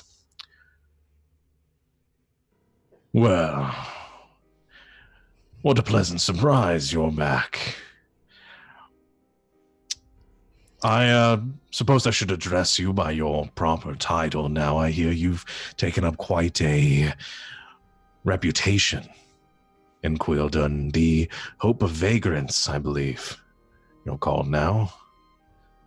That is correct. Vagrants? I expect you've returned to me with good news. We do. We have eliminated the leaders of the other gangs. We have cut off the heads of the snakes, as you might say. His grin widens, and he says, I'd heard news of the fall of the Midnight Reavers and the Blood Wolves, but I hadn't quite received news of the Ice Rats yet. Do you have some sort of proof of your accomplishments? I think Chad reaches into a little pouch and pulls out the pistols with the initials of Roth Blackwater on them. To report this officially, which is why you haven't heard it yet. His eyes focus on it for a minute, and Chad, you feel the pistol being sort of pulled from your hand. Do you resist and try to hold on to it? Is he taking both or just one? Just one. If it's just one, I'll let that one go. Okay. You let go of it, and it seems to hover in the air and then begin to move towards him. And it sort of spins in front of the large eye with squinch slightly as he inspects it. Clearly, he's nearsighted or farsighted. And there's a moment of pause, then the grin widens even more. And he says, well, I would call this arrangement a success then, and a deal well struck. It seems you've kept up your end of the bargain then. We have? Fantastic. Well, I suppose there's only one small matter to discuss. See, I don't know if you're aware, but there was an attempt on my life recently. Really? I don't suppose you know anything of that. No? No. Maybe... I don't know. Did someone find their way down here like we did? I want you to make a deception check. Okay. Hang on. Let me look at the bell.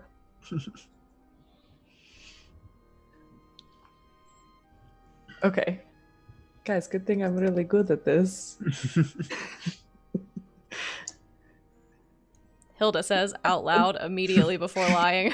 Good thing I'm pretty good at this. Actually, not that good. Not as good as the other things, but still pretty good. That is... Sorry, I need to think. 21. 21, okay. He eyes you over. The smile seems to fade a little bit. And he says, regardless of your knowledge, I do believe there might be a slight misunderstanding. A colleague of yours somehow made his way down here into my home and, well, was dealt with. What But did had some he interesting things to say. Oh, really? Apparently, was working with an organization not unlike yours. In fact, I think we can clear the air here a bit. And there is a padding from off in the distance, and you see also stepping out from the shadows around a rock feature, you see Dog. Head sort of slumped down with very deliberate footsteps forward before he stops and looks up towards Krillock, sort of vacant expression across his face. And Krillock says, "Are these the ones that you were working with?" And Dog gives a slow nod. And Krillock says, "Thank you. Now, I don't believe that you sent this one down here. You might be foolish, but I don't think any of you are unintelligent." Well, as you said, was working with us, yes. At one point we were allies of convenience, but this individual and us had a falling out and no longer consider ourselves allies or colleagues. Well, that's good to hear.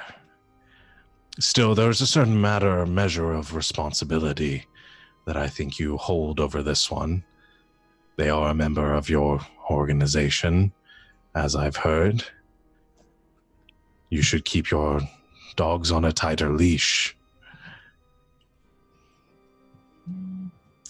The only one this one was leashed to was his mother.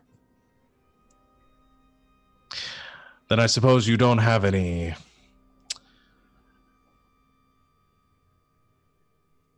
disagreement with me keeping him here, then? Nope. No, I guess not. We have parted ways.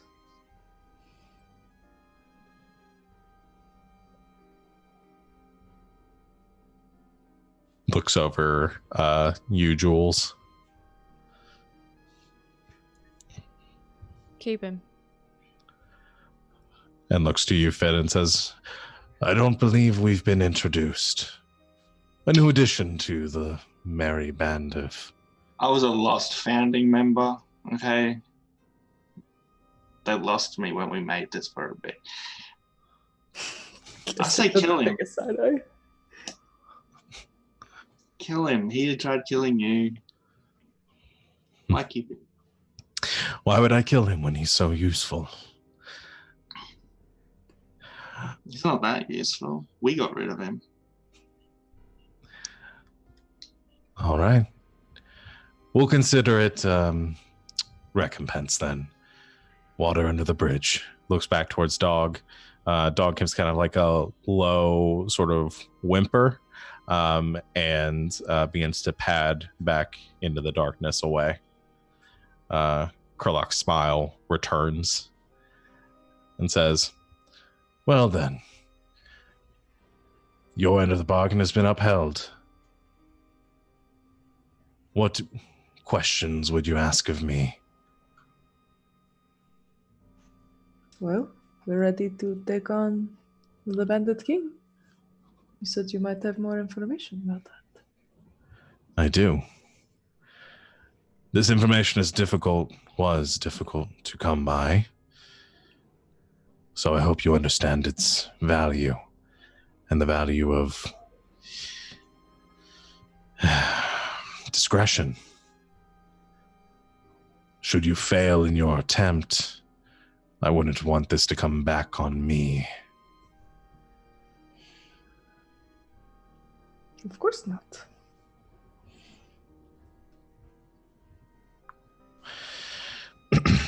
The beholder kind of looms forward a little bit and says,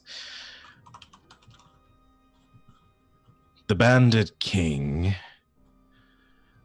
as the mantle they've put upon themselves, is not of Ishfornen. I've learned through my dealings. They live here, and now they've taken up their hold within this kingdom, but I believe their motives extend far beyond simple banditry. I've heard rumors of otherworldly beings being summoned into their presence. In fact, most of the emissaries I've dealt with of the Bandit King have been of a extraplanar nature. Fiends, devils, and their ilk. Ah.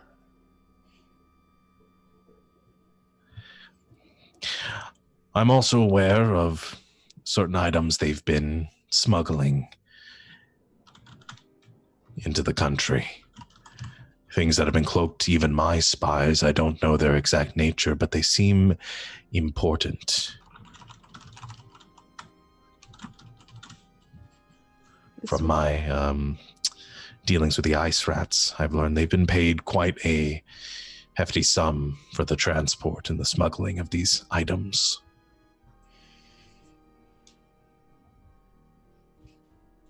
You have found the records of these things?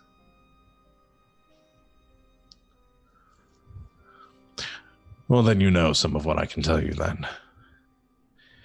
There is a bigger plot at foot here, more than just the simple thieving and attacks that have been ongoing. And I don't like it. There's a certain amount of chaos that comes from things of that nature, and chaos is bad for business.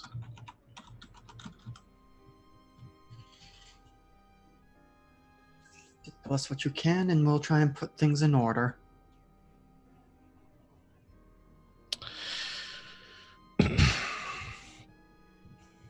All I know is that the emissaries of the Bandit Kings, who I've been able to track, seem to lead in one direction, north. I believe their hold, if they have one, their lair, is to the north. That would be north past Quilden, or is Quilden north of where we are now? We're in Quilden. Well, we're It's sort of... ish. We're outside of Quilden. Quilden adjacent. Mm-hmm. From the scrying and the spying that I have done, I would believe you should look towards the mountains. Perhaps not too far from Glanbala.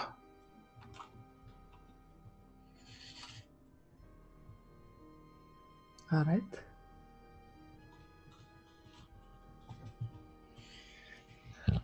We've also come across some of these fiends you speak of. And my, this is more of a hunch and less of a observance, but I believe that the person who calls themselves the Bandit King must hold some level of sway and power amongst the nobility, even holding title to land themselves. The amount of wealth and authority that they've been able to wield to accomplish their goals is something no mere criminal could obtain on their own.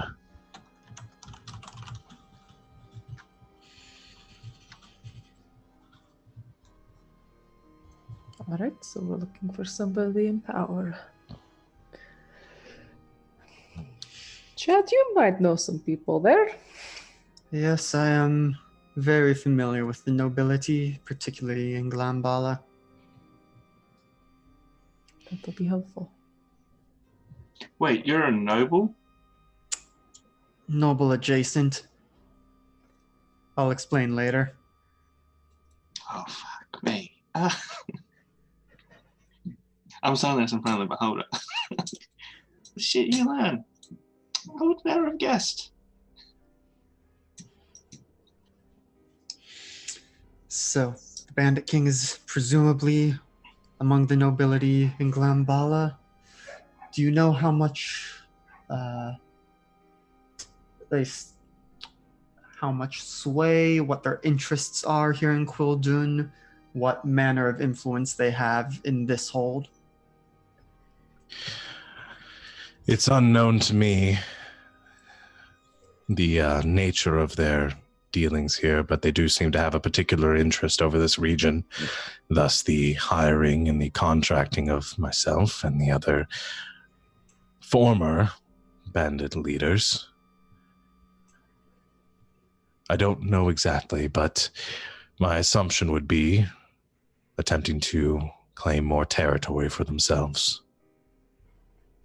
With the fall of Quildun, and if they already have a hold on the northern dominance, then, well,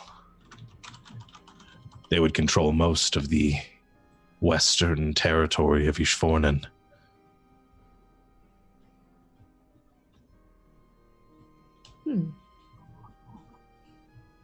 We'll have to see what we can do about that.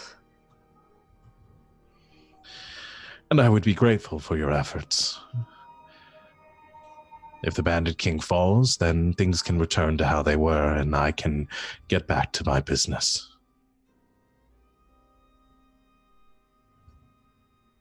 Right, yes, your business. Speaking of your business, this may be certainly outside our original agreement, and certainly welcome to say no, but part of our deal with the Lord of Quildun was to show that we had eliminated all the bandit gangs. I don't suppose there's some token you could offer us that would let us convince him that the Lone Eye would no longer be the threat that it once was? He thinks, muses on that for a moment and smiles and looks towards Sarith and says, I think we can arrange something of that nature. News of the fall of the Lone Eye would certainly help. Can go back to our relative anonymity. Sarith. And the elderly archmage bows and says, of course, my lord. And he pulls out from his robe a seal, like a bronze, what I'm trying to think of, like sealing implement. You know what I'm talking about, stamp. Mm-hmm. Let's go with that. And hands it over to you, Chad, since you're the one sort of leading the conversation. And says, I believe this will perhaps suffice for it. Unfortunately, there's not much else we could give up that wouldn't be necessary. I understand, and this should prove suitable, given the other items of proof we are bringing for the other gangs. Yeah, and maybe to further reinforce things, maybe your people could pull back for a bit. He kind of chuckles at that and says, maybe not, but we'll keep our business further under the radar. Not radar. Radar doesn't exist yet. Further out of the public eye. Yes, that's what I mean. Keep a little quiet. If this concludes our business, then you are free to leave. I don't suppose that you were, Does my subordinate happen to be with you currently? Not at the moment, no. I see. Well, you may take yours as it is. Thank you, sir. And I Should you wish to conduct any business in the future, please do let us know. But be aware, we're going to go ahead and change our security measures. Can't just have Probably. anyone coming and going as they please. Yeah. As long as the bartender recognizes us. I don't believe the bar will be here upon your next return to this region, but we'll know how to contact you, and you can find our representatives in most holds. All right. Well, then, thank you for your time, Master Kerlock.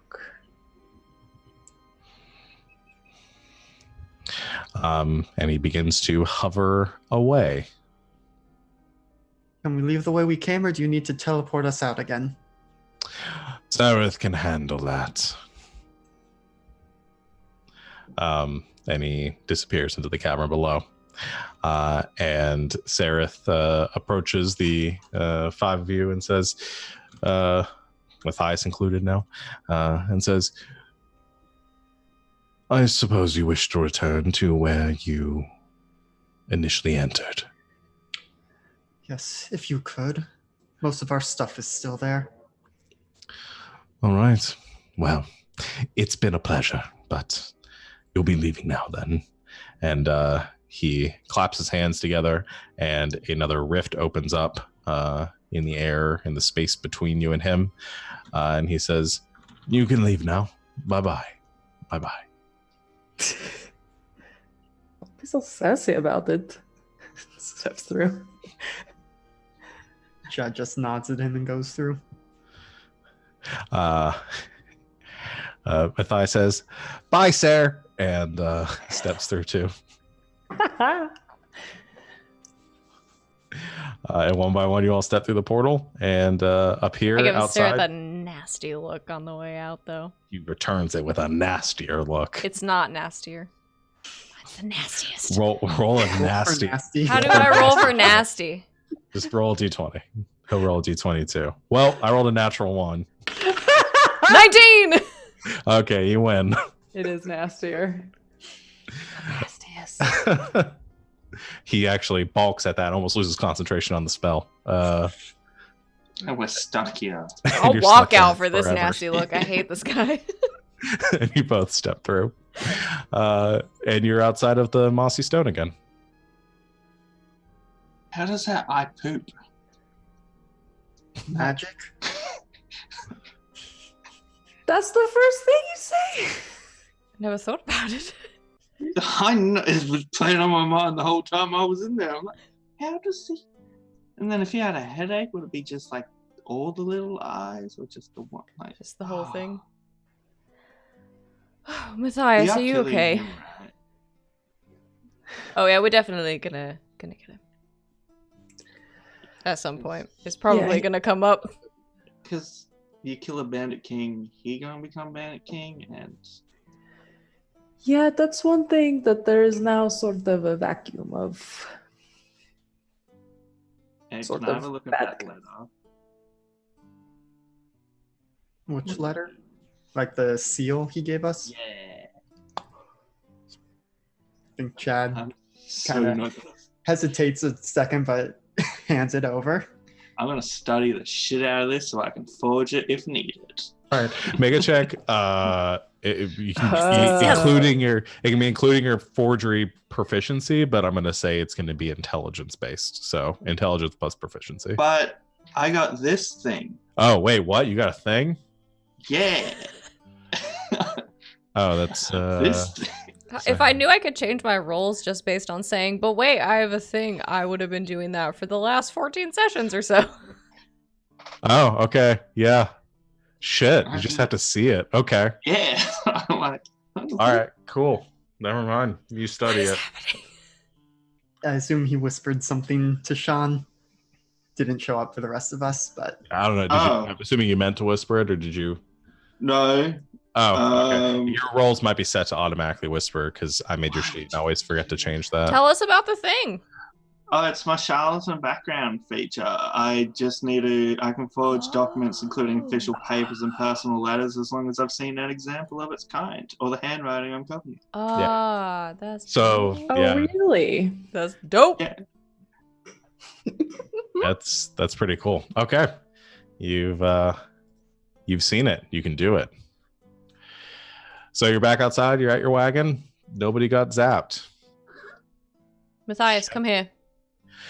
Yeah. Let me look at you. Okay. Did She does this anything- a lot lately. I just want to check him out. Make sure he's okay. Seems fine.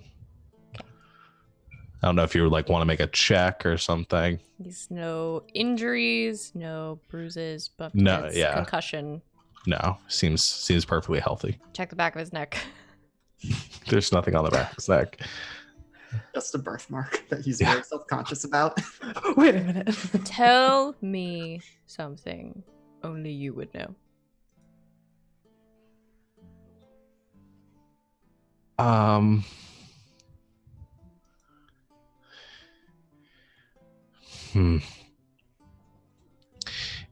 You snore very loudly.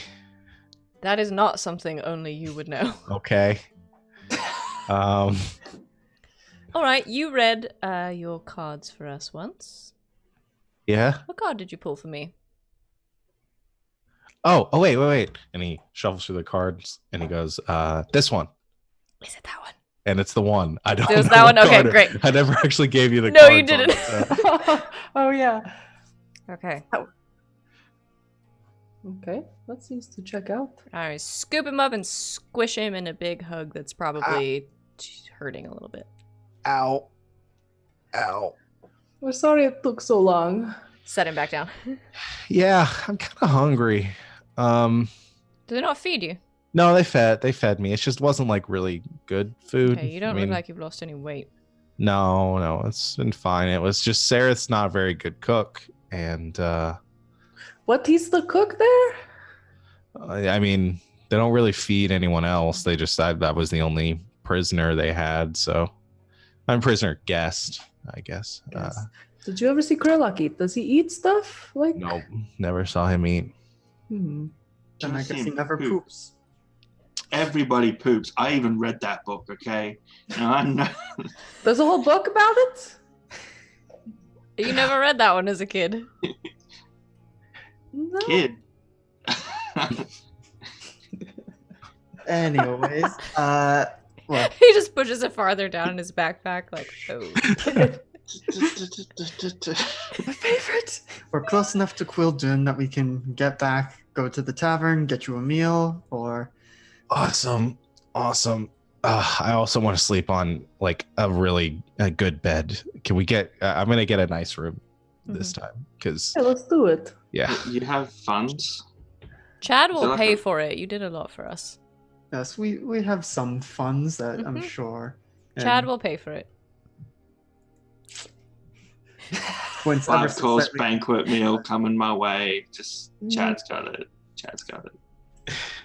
Well, I just wink at Chad. wait. We do have party money, don't we? Yes, we Yes. do. Mhm.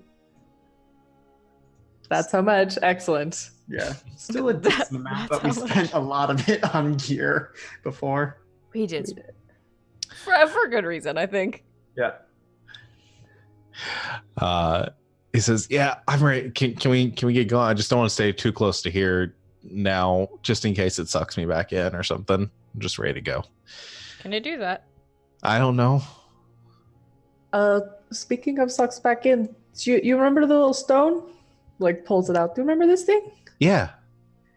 So it like sucks people into it. So that's where Mel and What? that's where Mel is and a few other people. So, That's awesome. It eventually spits Is the pack it? out. Well, that's pretty cool. It's like a little pocket home. I thought about it like that. Kind of makes it kind of nicer when you think about it that way. You do get a nice nap Mhm. when you're in there. Also, Matthias, Finn, Matthias. Hi. Hello, friend. So you're new. I'm one of the I'm not the newest anymore. You're You not. In still fact, are. he's the Not. newbie now. I'm pretty certain I was here before you today, so you're the newest today. Well, Hey, you want your fortune read? Okay? Do it. It's gonna be fun. We'll do it when we I'll get read your back. I don't want. fortune. I We all did really it. do want to get moving. Can we do it when we get to the inn and Yeah. food and stuff? Yeah. Yeah, should do that. We'll stay somewhere nice. Cool. Let's go then. Favorite. Let's go.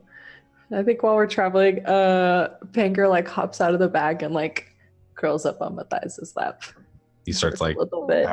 like petting him, absentmindedly looking around, enjoying the fresh air. Is he a kitty now?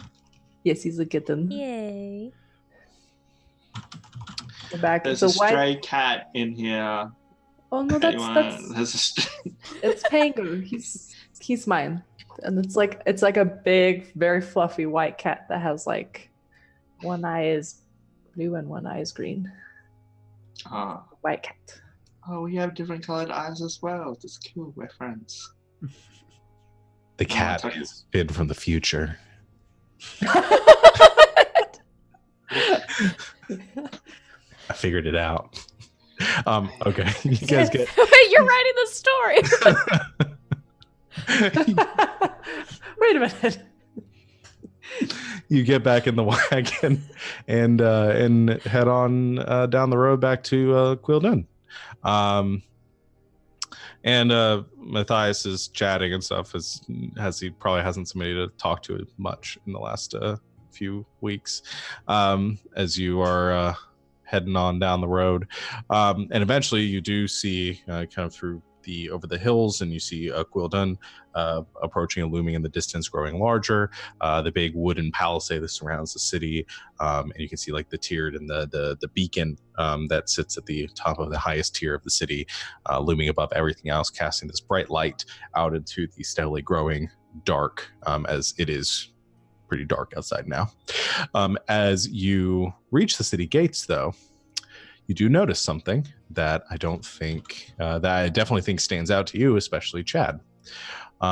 You see there are a lot of extra horses currently stabled outside the city, and there is a wagon, or not a wagon, a carriage outside the city that is flying a banner, two banners specifically, one of the Council Lord of Glanbala, another of House Museldorf.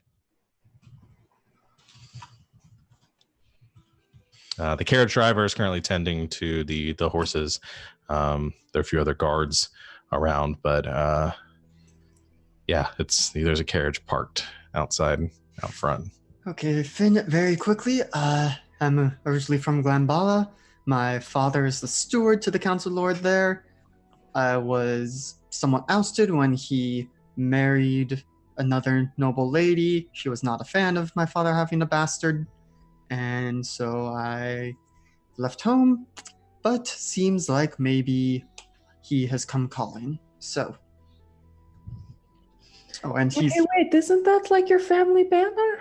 Yes, that is the Museldorf insignia. Oh. I do so want to see your dad in person. I so want to see your seal. Chad will quickly fish around or he starts fishing around and then's like, wait, no, Wait. I just like to seeing everyone's seal. Just be like, oh my gosh, it's the last one I've got to collect for this region, and I'll pull out a book and. But you're trying to like catch them all or something. Yeah. Can I have your social security number, please? If you sign up for this credit card, you get a free t-shirt. When's your birthday again? But on the plus side, you didn't stick her head on a spike. Like, just could have ended worse. I'm just saying. As long as my dear stepmother isn't along for the ride, this should be fine. What's she like? Evil and What's she like? I can handle that. Moms love me. Everyone I don't think loves this me. mom loves anyone except her new son, my half-brother. Like I said, childhoods. Finn will adjust his tie so he looks even more sense and be like, I'm good to meet him. I mean, do we even have to meet them? We could just... Do you feel like you need to, Chad? What if we want to? What if we take the gem to them and they get sucked into it? Chad, what if we turn Then Finn you're loose on in your charge. stepmom? What was that, Jules? What if we turn Finn loose on your stepmom? I don't know if I'm excited or terrified to see that outcome.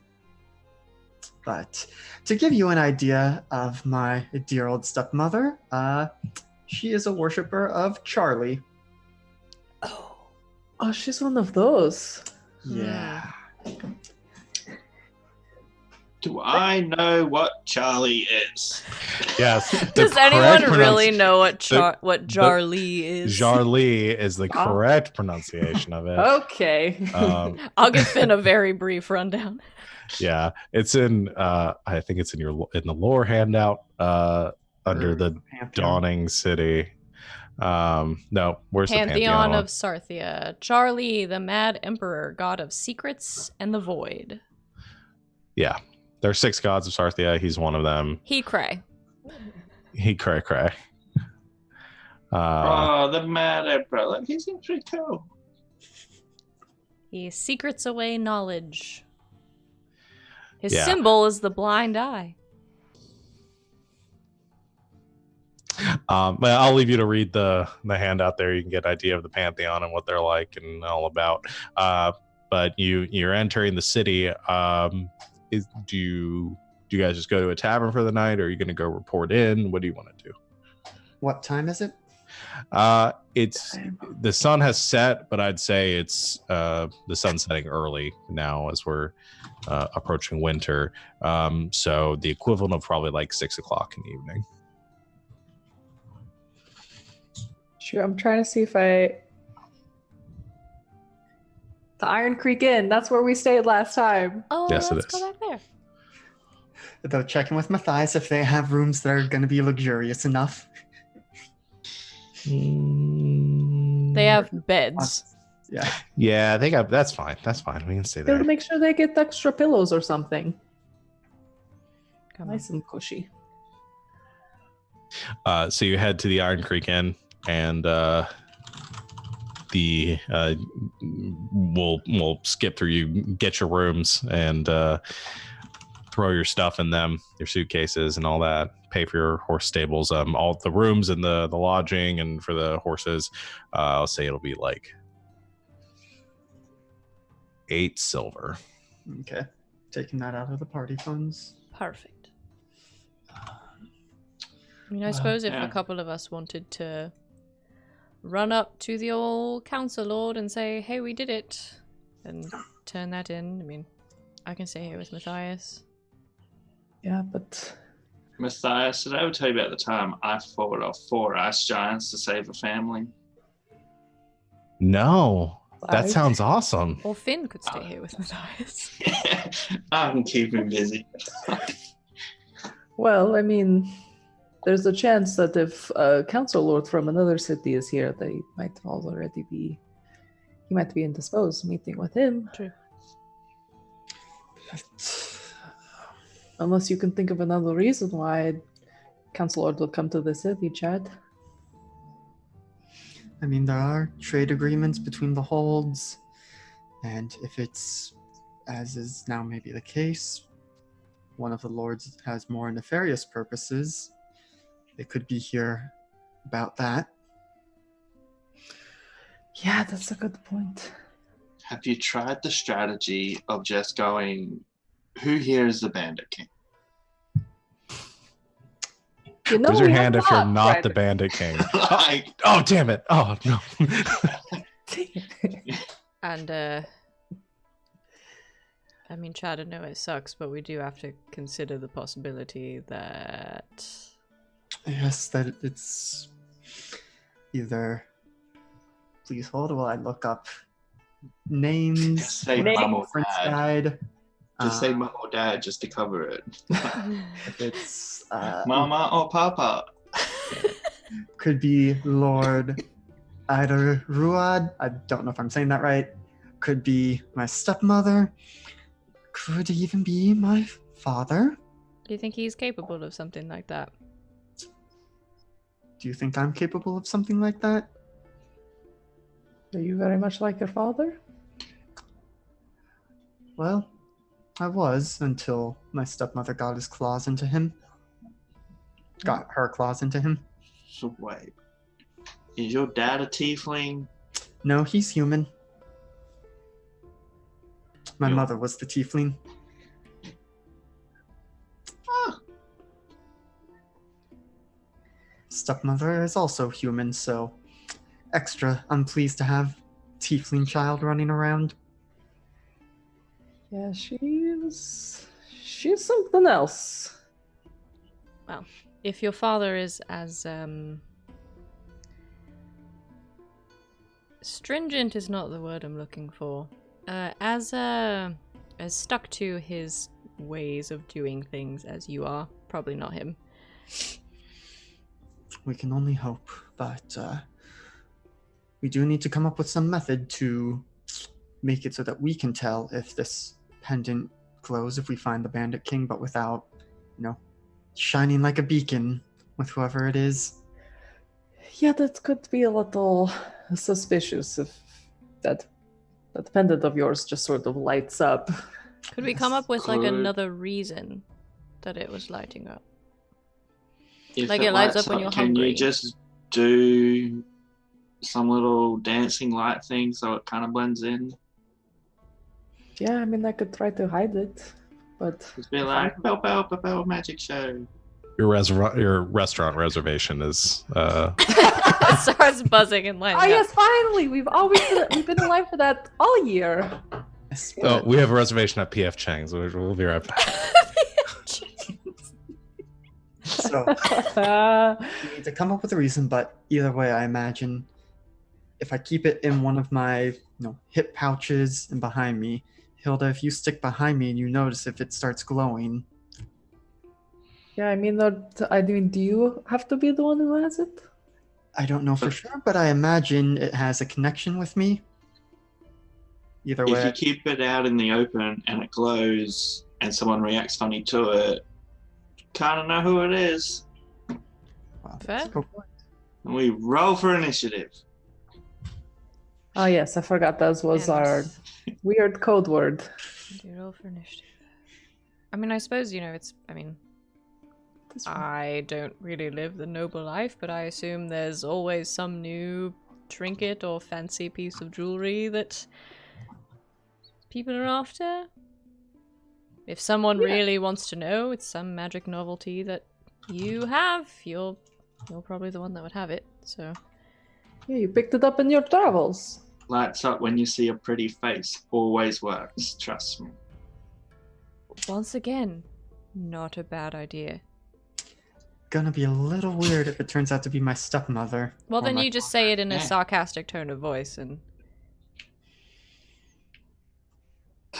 I mean, yeah, that's one way to pull that You'd off. be like, this is why I had to leave. I couldn't, it was for the best. Just I think this is That just probably the is- first time I'm going to say it. Finn, not a great idea. I don't know. Making it worse. All right. Well, in the case, That's a problem for future Chad, okay? Let's just... yeah, maybe we should wait till tomorrow. I think we should take the night off. Yeah, I mean, we already dealt with Croc and everything. Also, so glad that went well. Hey, great job all around. Yeah. 'Cause that could have I'm... gone way worse. Next time we go somewhere, can you let us know if you tried killing people? Because that was awkward. I mean, I feel like we'd warned you pretty well that most places we've gone, there have been people who have tried to kill us, and we've either killed or tried to kill them. In our defense, the killing has mostly been in our defense.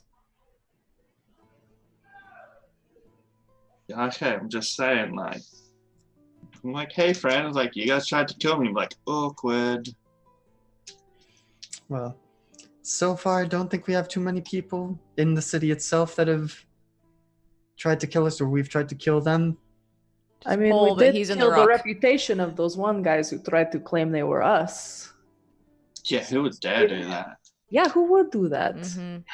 Bastards. But I think we should take the night off. plus, we need to tell Matthias about our adventures. He probably wants to hear all about it. Over drinks and dinner and the night off that all Yes. of you look like you desperately need. I'm going Sounds to great insist. to me. All right, Mum. Kind of like The lips his mum ear. of the group, Jules? Are you the mum of the group?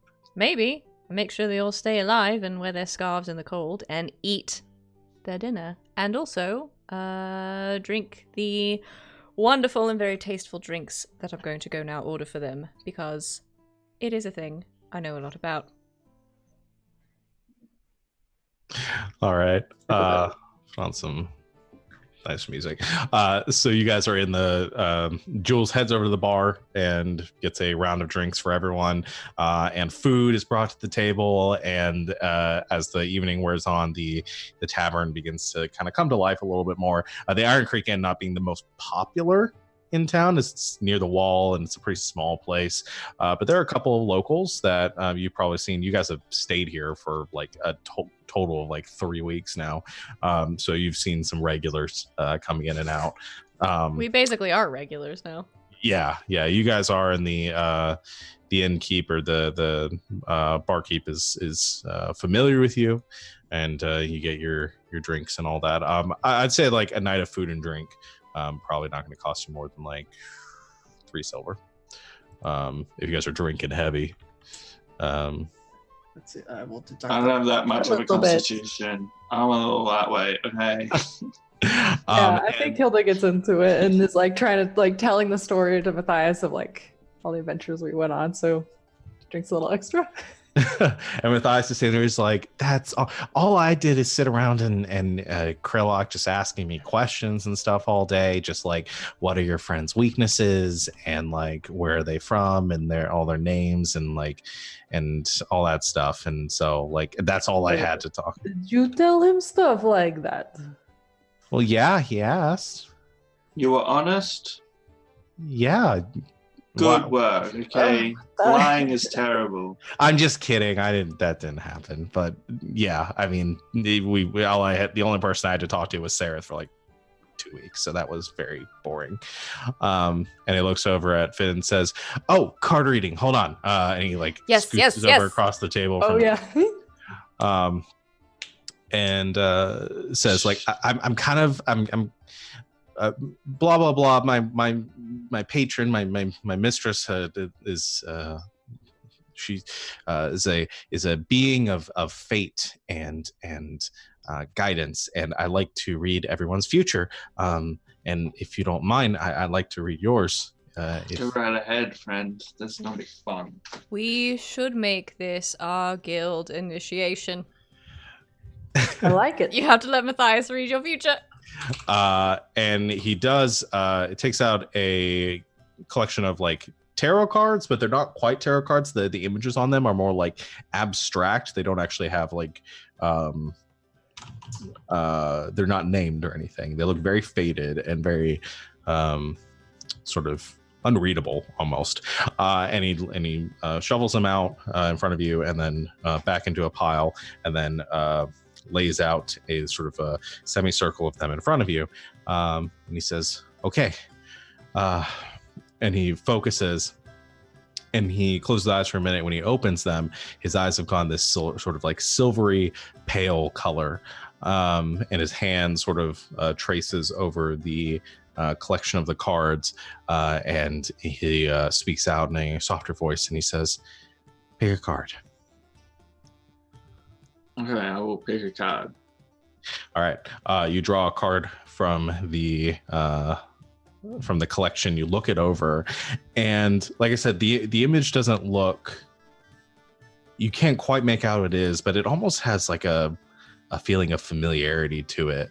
It's sort of difficult and kind of abstract and hard to tell. And you feel sort of a chill run up your spine as you look at it, like like there is some sort of connection there, some sort of force. What I need for the rest of you, who did the second one? Who's done 2? I've done 2. You've done 2. Yeah. So what I'm gonna Love have you is guys. Jules and Chad, both of you roll me a d20, and whoever rolls higher will get the rights to it. I got it. You got a what? 8. 16. 16. All right, Jules will get to write it then, because what I will ask of her is how will Finn die? And so she's going to write down, we've done this for everyone in the group. Everyone has their own death prediction. And everyone will, so Jules will write down how she thinks that Finn will die and at what level. And you can do that later, Jules, and she will send that to me. And Old age level 20. I mean, maybe. Definitely possible. I think I'm actually checking whether we're still within level. No, we still got some level 1s for people. So anyway, that's as that reading ends, Matthias blinks again, and that silvery color to his eyes has gone away, and he looks at the card that you picked. He goes, "Oh, cool. All right." And he slams it down the rest of the group and shuffles them back together. He says, "That's it." Fascinating. That was so cool. Yep. And he reaches and grabs his drink and he like downs it. And so there I was, 4 ice giants around me, family. And that quickly passes, and he begins to. You guys enjoy the rest of your evening. Anything else you guys want to do other than tell stories and get caught up and all that good stuff? Maybe like sometime later that night, I remembered that I have that box that has a thing in it that I picked up on the ship. I'm sorry I'm not more specific than that, but I don't remember the details of it. I remember picking up, it was like a loot drop. Oh fuck. Okay. Hold on. It was like a box, and I was like, okay, I'll look at this later. And then we never looked at it, and I remembered earlier. I'm trying to scroll back through my notes to I see. want to say it was like a box that had like, there was something in it. I rolled for it, and I. A vibrant purple prism sitting on a cushion, giving up. Yes, that was it. Light source. Ooh. Oh, that's right. Hold on. Is it in my notes? Thank you, Of course Alex. it's not. You're You're terrible, right. Sean. This is why I keep an encyclopedia. Yeah. I mean, we can come back to it next week if you need a No. It's all good. I know what it is. I just need to remind myself which one. An infinity stone. Yes. Yes. And now we know what your end game is. Boo. It's Don't boo me. Boo. That's right. So you're casting Identify on it? I don't have Identify. That's right. So you're just but I kind of want to like maybe like look at it and Just looks figure at it out really hard. what it is. That's fair. Make an Arcana check. Maybe look through her book and see if she's got anything on it. Let's roll this one. I'll roll this one today. Arcana. Mhm. That is a 19. 19. Okay, that's enough. You are, I think, passively familiar with this. This is an Ion Stone. Is specifically a Ion Stone of or with the reserve quality to it. Essentially, you can use it to store spells in it. Sweet. I don't have like a specific handout for it because the general Ion Stone handout just does like all of them. But I'll go ahead and you can look it up in the compendium if you want to. Sweet. Okay. I think you guys all have access to the full compendium as players. So yeah, Ion Stone Reserve. Sweet. Okay. So glad I remembered this thing. This song sounds like almost the Survivors Complex song, but not quite. if the party is still going, Chad is going to suddenly have a realization of, I never pulled out animals today. Ah, Oh no, not. Is going to go out into the alley, but Oh, okay, good. the giant elk destroys the tavern. yeah. No, Please. sleep here. Gina tonight. is a civilized creature. And I mean, at this point, it's probably not. I mean, it's well dark. They're not going to be around for too long because they disappear at dawn. But Oh yeah, but we can party with them. so Okay, do you grab anybody or you just like go out there? I think kind of announces it to the room, and at least you two would know what he's talking about. Yes. So Okay, well, I'm going. I don't quite have all the numbers memorized yet, but I already know we got a giant elk. Yes. I'm following Chad out of the bar going, Finn, you're going to want to see this. So I we guess I'll have follow. a giant elk, a dire wolf, and a boar. Jada. The gods have smiled on us this day. So is this like some kind of fight ring you're doing? Or... No, these are our friends. But yeah, I think just has a little pouch, pulls out in like abstract indeterminate objects, but as he tosses them, they form into these creatures. Gina!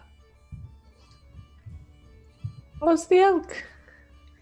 Yeah, and I think Chad, who has had a few drinks as well by now, is just gonna go and like start rubbing his face in the fur of all of them. It's like pets. Yeah. I think I know why he was disowned. They're not just rude. Look at them. They're so cute. Look at that little wolfie and his little face. Also, like, Organic. also, if you look at Gina wrong, she will stomp you into the dirt and murder you. Like I said before, she can try. I think the elk turns a little and like slugs you. Is that a challenge? Gina! Hand hovers the rapier. Bring Keep in it. mind, the elk is a huge creature. Yeah, it's You think- standing almost at face height with the second story of most of the homes. Oh my gosh. Remember, I've taken out 5 ice giants before. Yes, all at once, with your Yep. hand behind your back. We're up to 5 now. What do you mean now? Always was 5. Mm-hmm.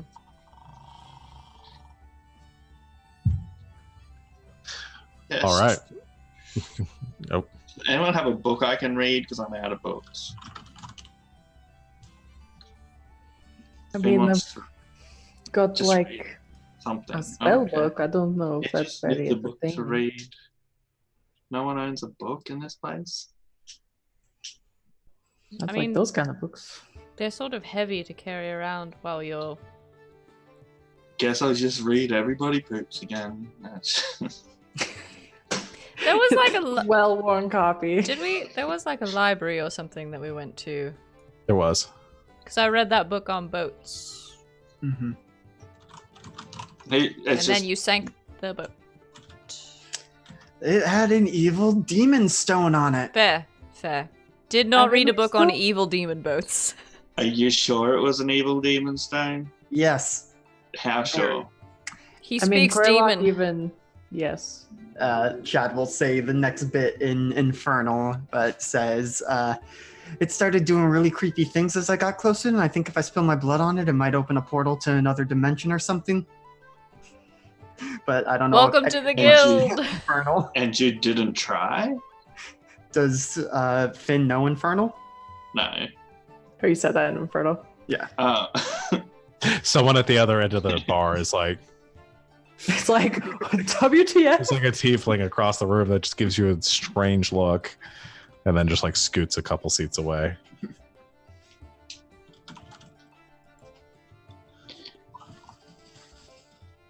Well, it's been a good night, y'all. Glad we did not die Me again. too. again. What the fuck? Welcome to the guild. Welcome to the Hope of Vagrants. You guys need to get better at whatever you try to do. I mean, so far we've succeeded. So far, I've seen you fail to kill a dude, and you've almost died a lot, is what I've gathered. We've Keyword. also taken out Almost. several bandits. And you sunk a boat. We did.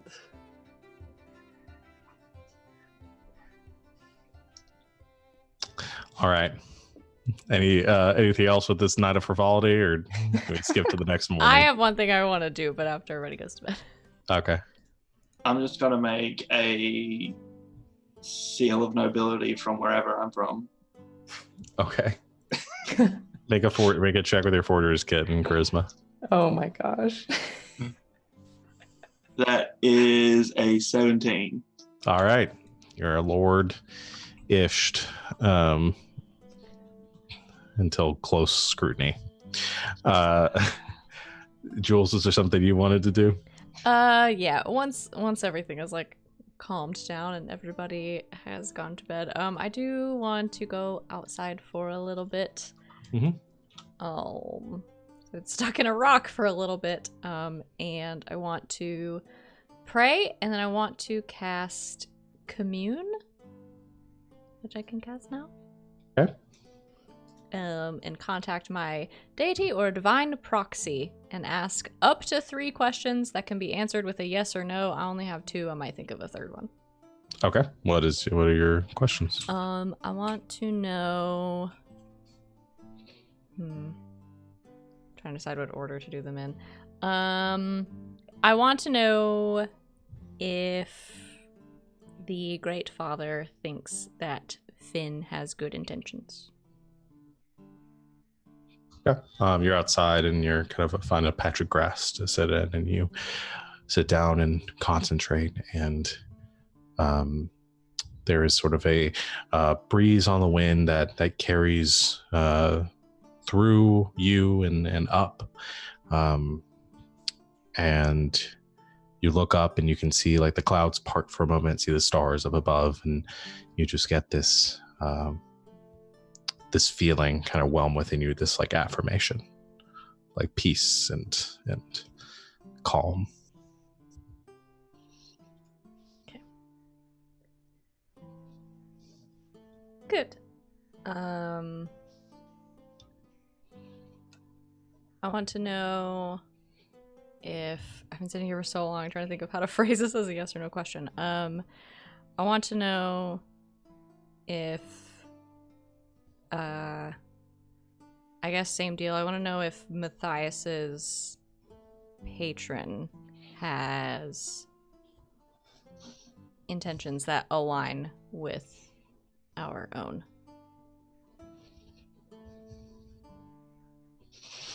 Or his, I guess he refers to her as his mistress. His mistress. He told me the name once and I wrote it down. Wait, don't tell me.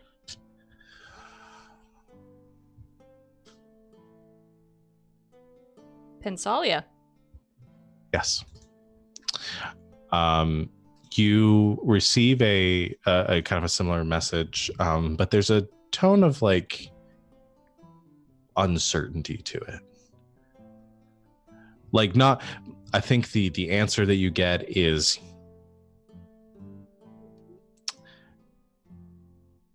ask again later. No, is like, yes, but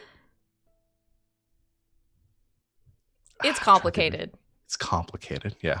Okay, that's fair. It depends. Sure. I have one more. Mhm. Are we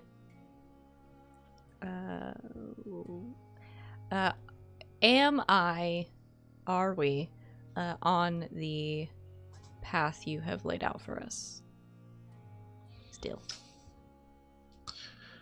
Once more the swell, the breeze and stuff, and you get this sort of resolute, grounded feeling.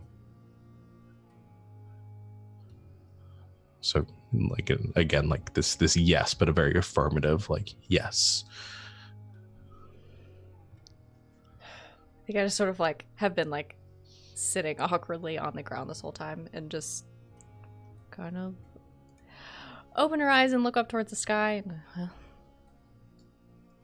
I am a leaf on the wind. No soaring allowed.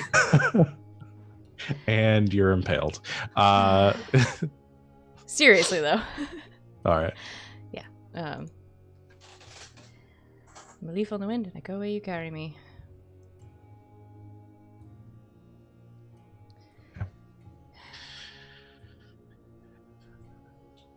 Unless there's anything else, you all rest for the evening.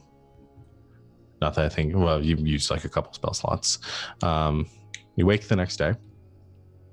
Be a little hungover, depending on how much you drank. Yeah. And you all come one by one staggering downstairs for breakfast. And one by one, you run into, or you're greeted with the sight of a familiar individual sitting at a table not too far away. Elven man, haughty expression, long, dark hair. You see the steward of Quildan, Sebastian. Ugh.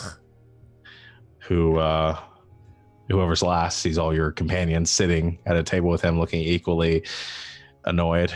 Is my amulet glowing? It's no, me, I'm it's last. not glowing. It's not glowing. Says, good morning. Good morning, Sword. I received word from the innkeep here that you had arrived. I paid a not inconsiderable sum to be notified of your presence. Knowing that you frequent this establishment, you are summoned to the beacon. Why? Lord Alabaster and some guests wish to entertain you. All right then. I'm sure this will be entertaining. I'll give you a moment to freshen up should you need it. It's got to make sure I look presentable. Yeah. And Finn, you see a, like I said, dark-haired elven man, very well dressed. You Maybe see not. a jerk. Has a very high air of dignity, looks older even for an elf, wearing blue, gold-trimmed robes. Again, looking very official. Yeah. Well, Ben always looks immaculate, so he would have come down like perfectly trimmed suit, just finished casting prestidigitation on himself to make sure he looks perfect and straight down, and that conman cherry, hey, how's it going? Nice to meet you. I'm Finn. Firm handshake, tap on the back, just make friends. Be like, cool. He looks over you and he says, "You don't look like you belong with this lot." They'll surprise you, okay? You know. But hey, look, we'll meet you at the beacon, was it? I'll escort you there when you're ready. Escort you? Do you want to wait outside? You look uncomfortable in here. Do you want me to get you a drink? Do you want anything? I'm fine where I'm sitting. Okay, It's a bit early for a drink. If you need anything, yeah, but I'm sure they have milk or juice. Like, I'm perfectly comfortable. okay, if you need anything, just holler. My name's Finn. Finn. Welcome to Chili's. So you guys, I may or may not have done a lot of work in hospitality.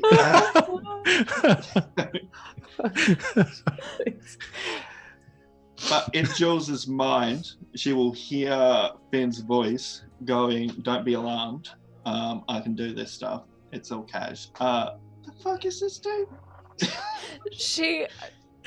I mean, because she can also do this just with a lot of effort, she's not super alarmed. Oh, and you can reply easily. I do let people know that the first time I do this. You could reply to this message. I think very, very quickly. Which one is it? Back to Finn. Yeah. This one. That's the steward. He's an asshole. Okay, the steward is an asshole. Done.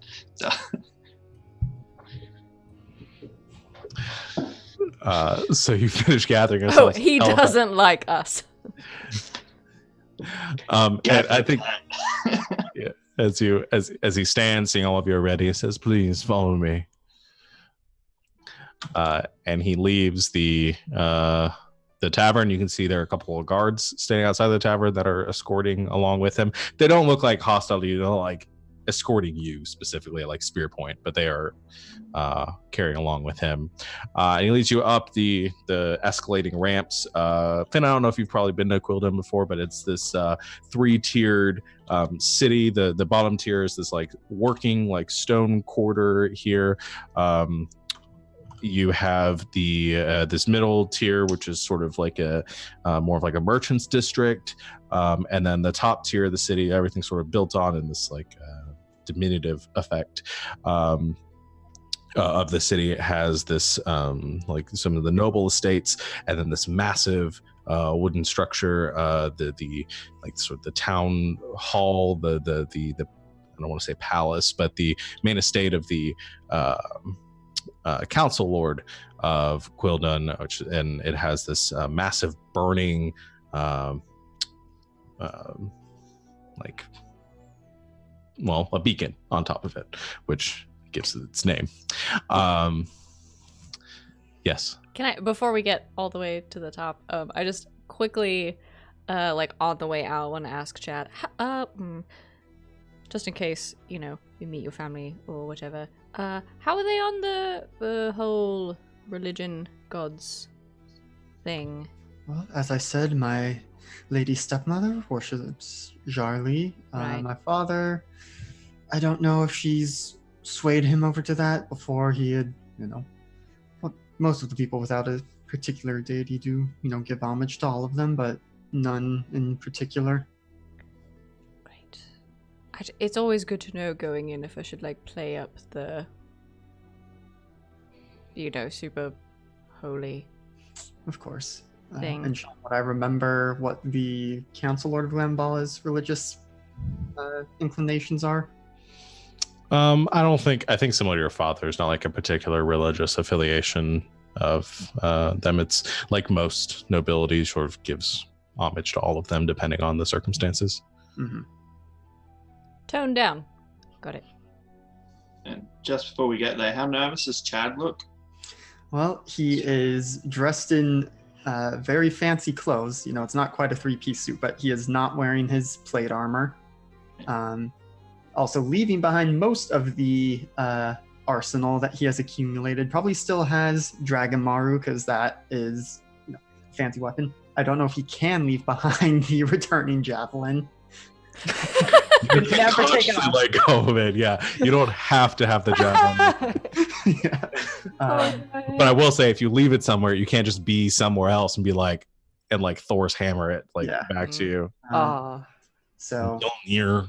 it probably is unobtrusive enough, so like has it strapped. So Dragon Maru that has the shield somewhere, because he's not going anywhere without that. But again, it's like on his back. And I was gonna say, because I think with that knowledge, I mean, Jules is all like armored out and stuff, so I think we'll probably fall into like what it's happened a couple of times before, but like sort of playing up the like armored bodyguard kind of thing. And like, is there anything you want her to carry?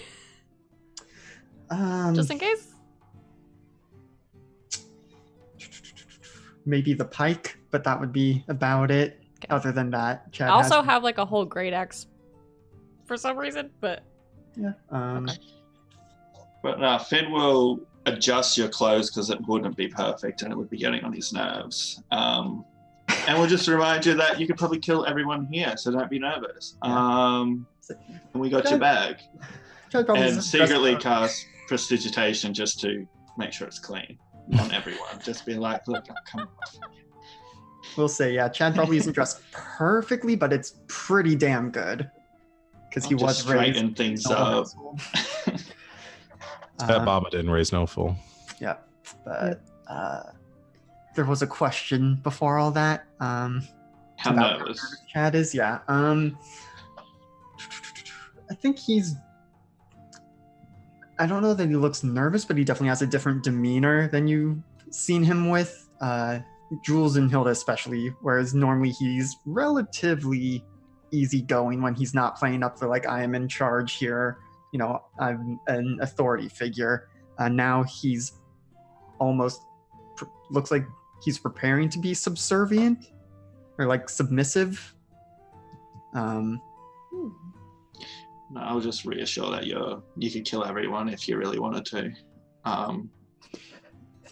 It's like you're better than them. Like the Council Lords didn't become Council Lords for no reason. But you also killed how many bandit leaders? Like, I'm just saying, you stuck heads on spikes. They didn't. Well, probably didn't. Your dad may have. Who knows? We'll find out soon. Huzzah! Right. Yeah, I think Jules will like well, fall. didn't end that good. Yeah, I think Jules will like sort of fall and step behind Chad Yeah, it'll be fine. for support. He All probably right. didn't realize to walk behind Chad and would be walking in front because why not? And also for killing, because she's now the most kitted out for killing. Chad can still kill, he just can't protect himself right now. No. Jules, ready to protect. Yeah. You arrive outside of the beacon and you follow Sebastian in through the doors. You can see there's a congregation of nobles and merchants and and some of the guild members outside, kind of looking a bit confused and looking around. And they see the steward approaching. Some of them approach respectfully, given his station, and says, I have business with the council lord. I was hoping I'd be able to see him today. And he says, I'm sorry, but he's otherwise indisposed. You'll have to come back later today. And some of them kind of cursing under their breaths and beginning to disperse.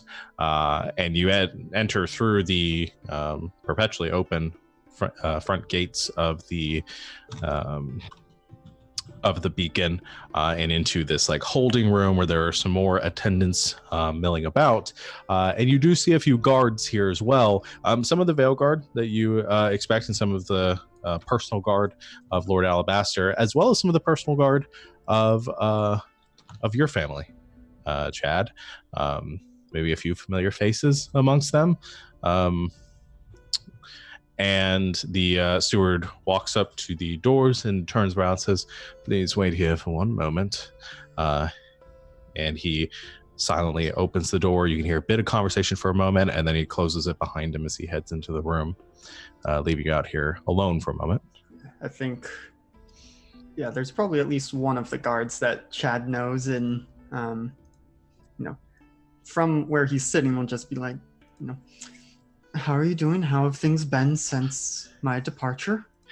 The guard comes over to you and she gives you a smile and says, Lord Musadov, I didn't know that you were going to be here. We haven't seen you in some time. Yes, my travels have brought me to Quildun. Me and my companions have founded a guild here. I'm happy to hear that, my lord. Your father's been worried about you, and I'm sure he'll be happy to see you. He was in a bit of he's in a good mood today, so it's good to see you, my lord. And she kind of like remembers her station and kind of like it was a little bit less familiar. She says, if there's anything we can do to assist you, just let me know. I'll just kind of just at ease. It's good to see you as well. Good to hear my father is doing well. Is the Lady Museldorf in attendance? Yes, sir. Yes, she is. She accompanied your father here on business as she always does. And how is the new? How is her son? Lord D'Artagnan, he's doing fine. He's been taking up practice with a few of the trainers at his young age. Not much to speak of, but he's got. I think he's got some talent in that one. That is wonderful to hear.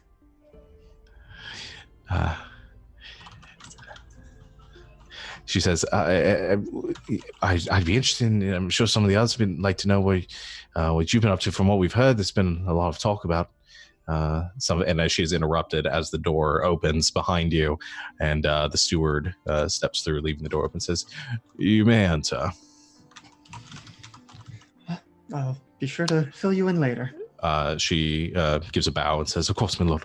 And she steps back, letting the four of you enter the council chambers here at the Beacon.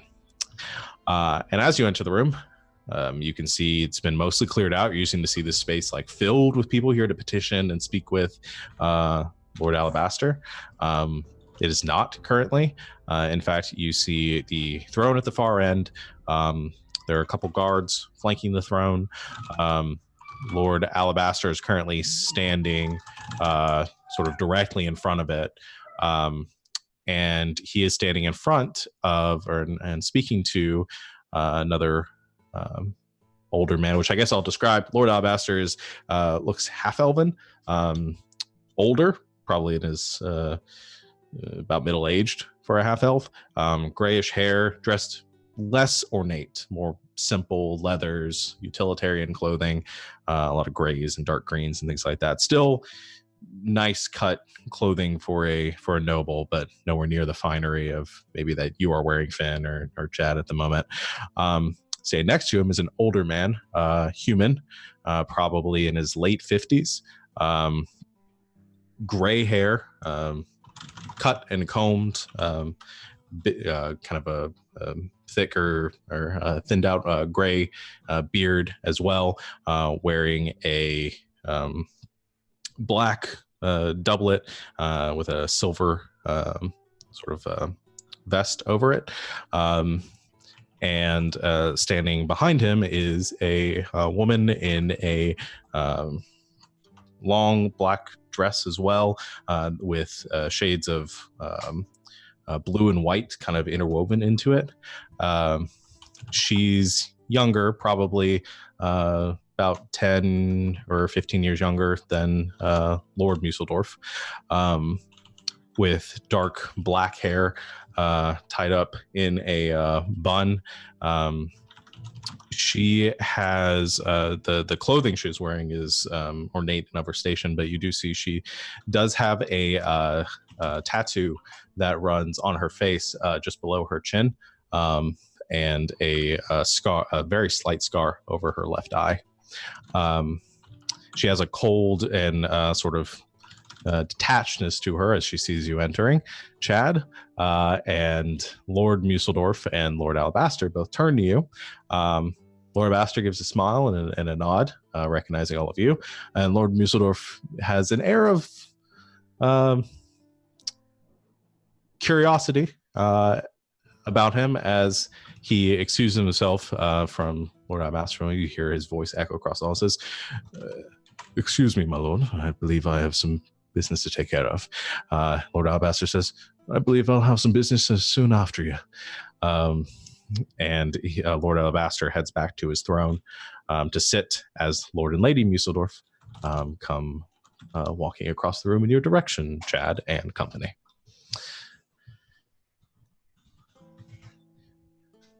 I want to introduce myself before she gets angry at Chad. I got to get in good with these people. So it's super friendly. Hi, I'm Lord Finn Isht from wherever I said I'm from. Lord Musseldorf sort of holds up a hand in your direction and says, "One moment, please," and looks to you and says, "Nebuchadnezzar." Father? Lady Musseldorf gives both of them a slight bow. Her lips purse and she gives you a nod in acknowledgement. Lord Musseldorf also sort of nods to your niceties and says, "Where have you been?"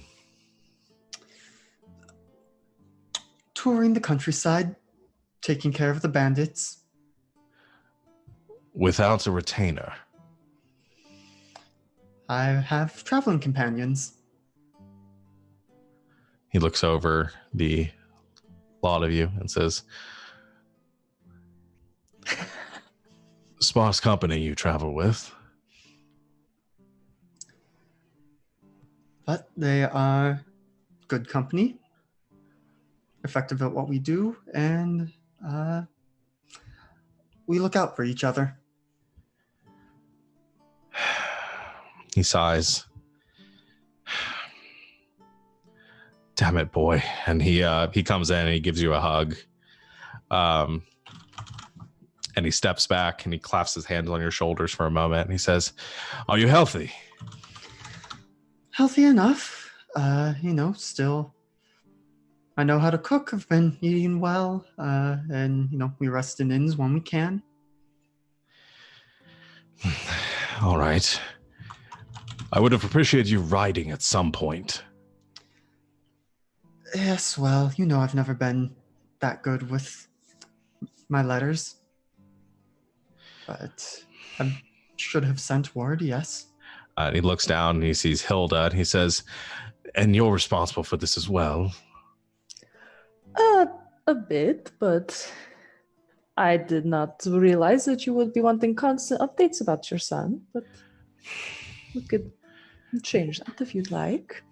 I need to be more clear when I hire tutors from my children that roaming across the countryside with them is not part of the job, but it has been a very informative experience thus far. Yes, you would be quite proud of your son. I'm looking forward to hearing that. From the rumors that I've received in my contacts here, I'd heard talk of someone calling themselves a Lord Museldorf that had been making a splash here in the countryside. Yes, well, someone attempted to take credit for our deeds and could not let that stand. You've always taught me that integrity is one of the foremost virtues a man can have. Well, I didn't expect you to start a bloody guild. I didn't expect that either. He looks at finally sort of acknowledging the rest of you and says, apologies. I am Lord Museldorf, steward of Glanbala. Your names? I'll kind of indicate each of you in turn, or at least Jules and Finn, since he knows Hilda. Yeah. Juliana Valaris. Pleasure. Like I said, I'm Lord Finn Ish of, I don't know where I put down on my thingo, so. Line. Line. He gives a strange look at that and looks back and says, and this is my wife, Lady Irene Museldorf. I'll do the whole hand, the little kiss, the bow, just really. She you take her she holds out her hand expectantly and you take her hand and give a light kiss, and she kind of gives a patronizing smile. I'm gonna ignore that.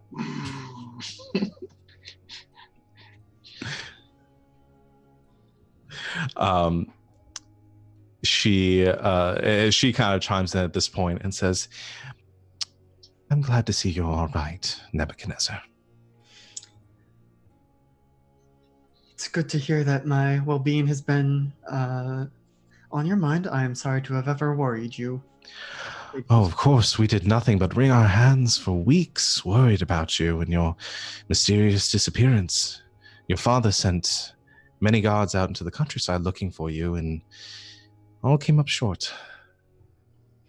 Well, it means that I was raised well, that I know how to handle myself out in the wilderness.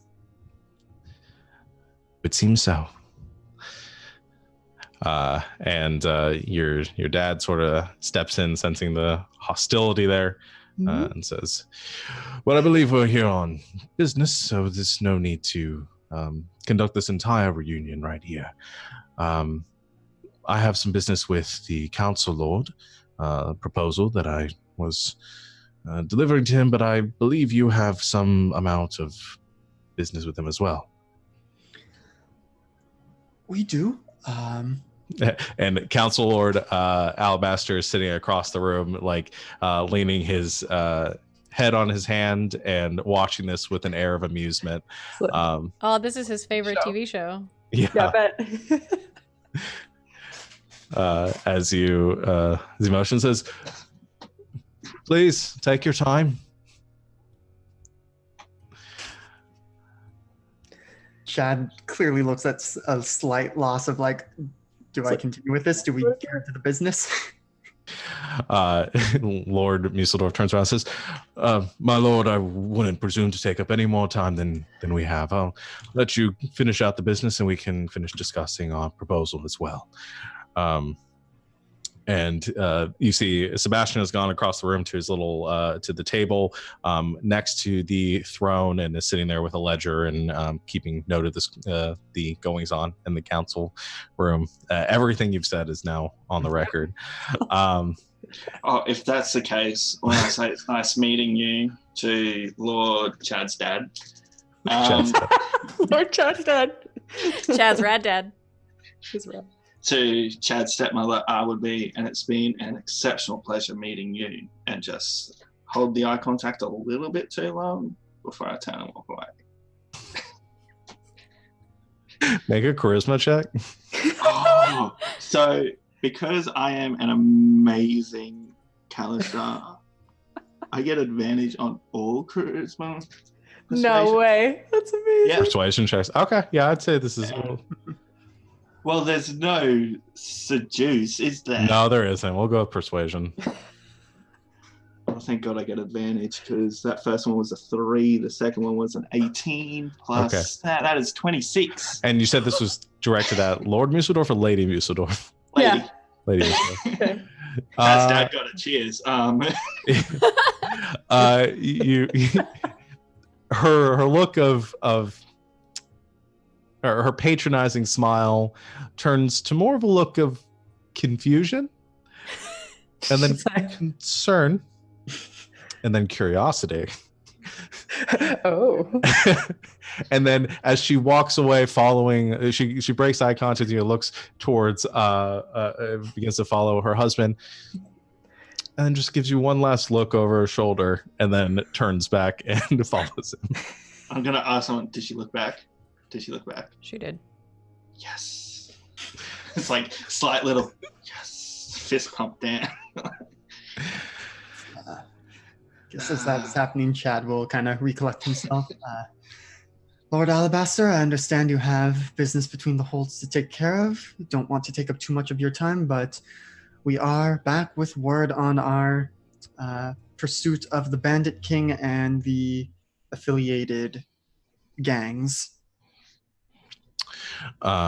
He sits forward in his chair a little bit more. I forgot there's one other person I didn't mention that's in the room. The captain of the guard for Lord Museldorf, Rethic, is currently in the room. He's kind of standing off the side. Hasn't really said much. I think you probably just noticed that he's there. But you walk between some of the pillars that support this chamber and towards the throne, and Council Lord Alabaster sits forward and says, "Please, share your business and we can discuss the accolades that will surely fall on the hope of vagrants for your job well done. I've heard a bit of it in passing from the Bounty of the Righteous, passed along their good report in your aiding them and them aiding you in their endeavors in Breck with the what was the name of them, Sebastian? Sebastian says, the Midnight Reavers, sir. Yes, of course, the Midnight Reavers. Oh, we are pleased to hear that you are pleased with our progress. We have some tokens of proof of our deeds. I don't actually remember what we got from the orcs because I wasn't there for that session. What did you guys take from the orcs? Who is that That again? life. Spine breaker. Oh, I have his stuff. Oh, I have his Hey, I great like his axe, axe. and also I have the like talismans that he was wearing. Yes, I remember that. okay, yeah. So, from the oh god, now I need to remember what the gang names are. Which notes do I have? Reavers. Yeah, Midnight We have their Reavers. mask. Wait, we don't have their mask. Also, So I we think you took- already turned in the stuff for the Blood Reavers. Maybe. For the If I Blood remember. Wolves. Yeah, Yes. for the blood, the Blood Wolves, because you guys came back here and spent the 2 weeks in Glon Oh. and Gwildon. But anyway, Okay. that doesn't matter as much. But So we've already, we made our triumphant appearance with our elimination of the Umberhawkers. We have filled you in on the Blood Wolves. With the Midnight Reavers, as you have just said, the Bounty of the Righteous is wrapping that up currently. And the Ice Rats, and I will produce the pistols of Captain Rathbone. These are what's his name's something Rathbone. His Roth Blackwater. Roth Yes. Blackwater. These were his Rathbone. I don't know. Take These a were note his, of that. He said that name, and I was like, yeah, that's it. Sounds right. It does sound right. these are his personal armaments. The steward stands and Sebastian approaches you and takes the items and inspects them and sets them on his table. Looks to Lord Alabaster and says, "They appear to be authentic, sir." And don't forget, we also dealt with the Lonai. Yes. With the Ice Rats, we also have some of their illegal cargo. It's with our things back at the inn we're staying at. But yes, we have also dealt with the Lone Eye and will produce the seal. He looks over as well and then also gives a nod to the Council Lord. The Council Lord sits back and says, "Well, I'm most impressed that you took care of this all so quickly. I don't know what to say other than that. Sebastian, go on and retrieve the reward for these assistants. Then I suppose the only matter that is at hand is the warrant for the Bandit King. Still Yes. at issue. We That's our have, next goal. we have some leads we intend to pursue, but at the moment, his lieutenants, as they were, are out of commission. Well, I can't imagine that's making him very happy, so it's good to know.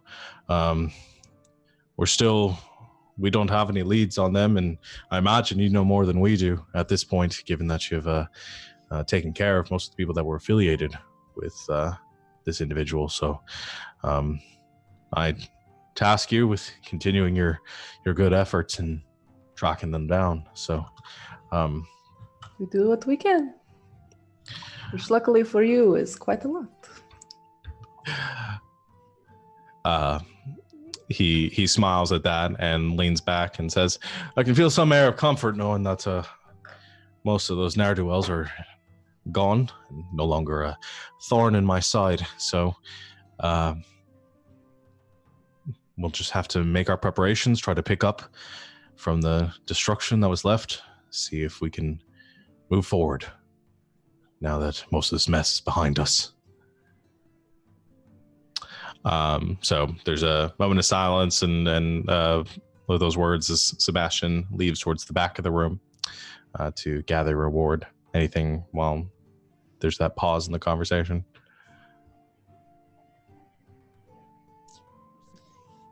I don't think there's a way Chad could check the amulet surreptitiously right now, so Just do it obviously then. Nobody knows that you have a glowing amulet. I mean, it's currently in a pouch so that it wouldn't be, only if someone was like directly looking at the pouch and knew it's like, wait, why is that slightly redder than it should be? You told Hilda to do that, right? Yeah. Yeah. Like, is it glowing? Did it glow? It does not appear to be glowing currently. Finn's going to turn to Chad and be like, your stepmom's hot. Just putting it out there.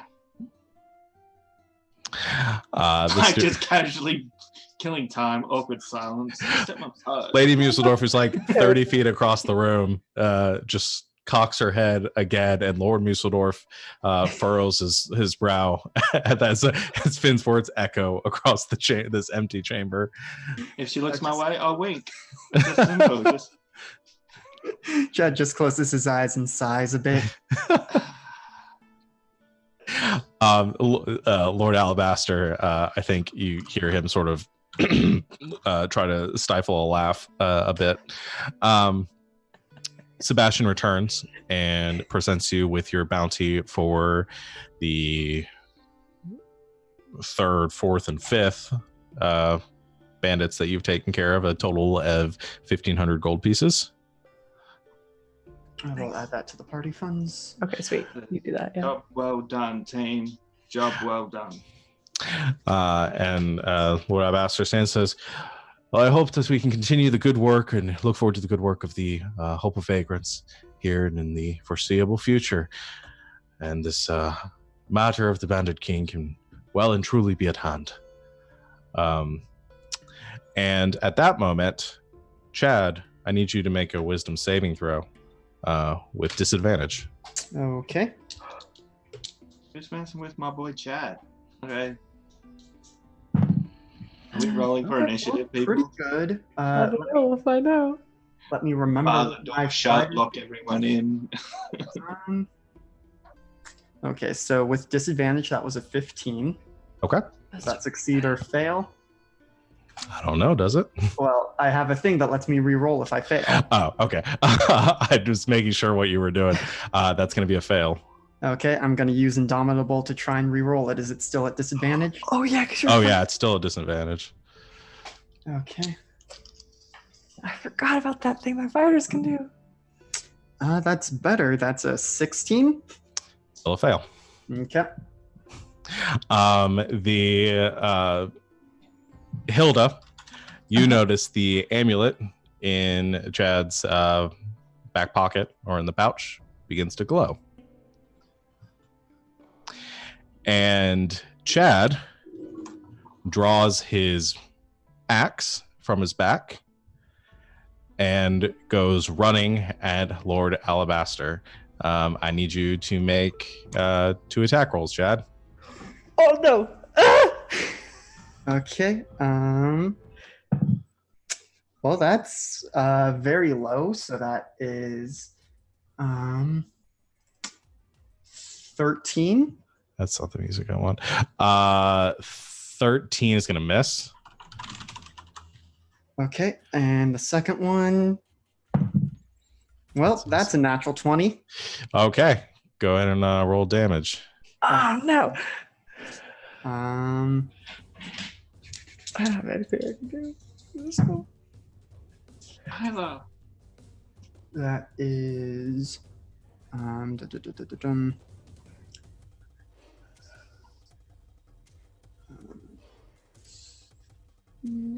hold on.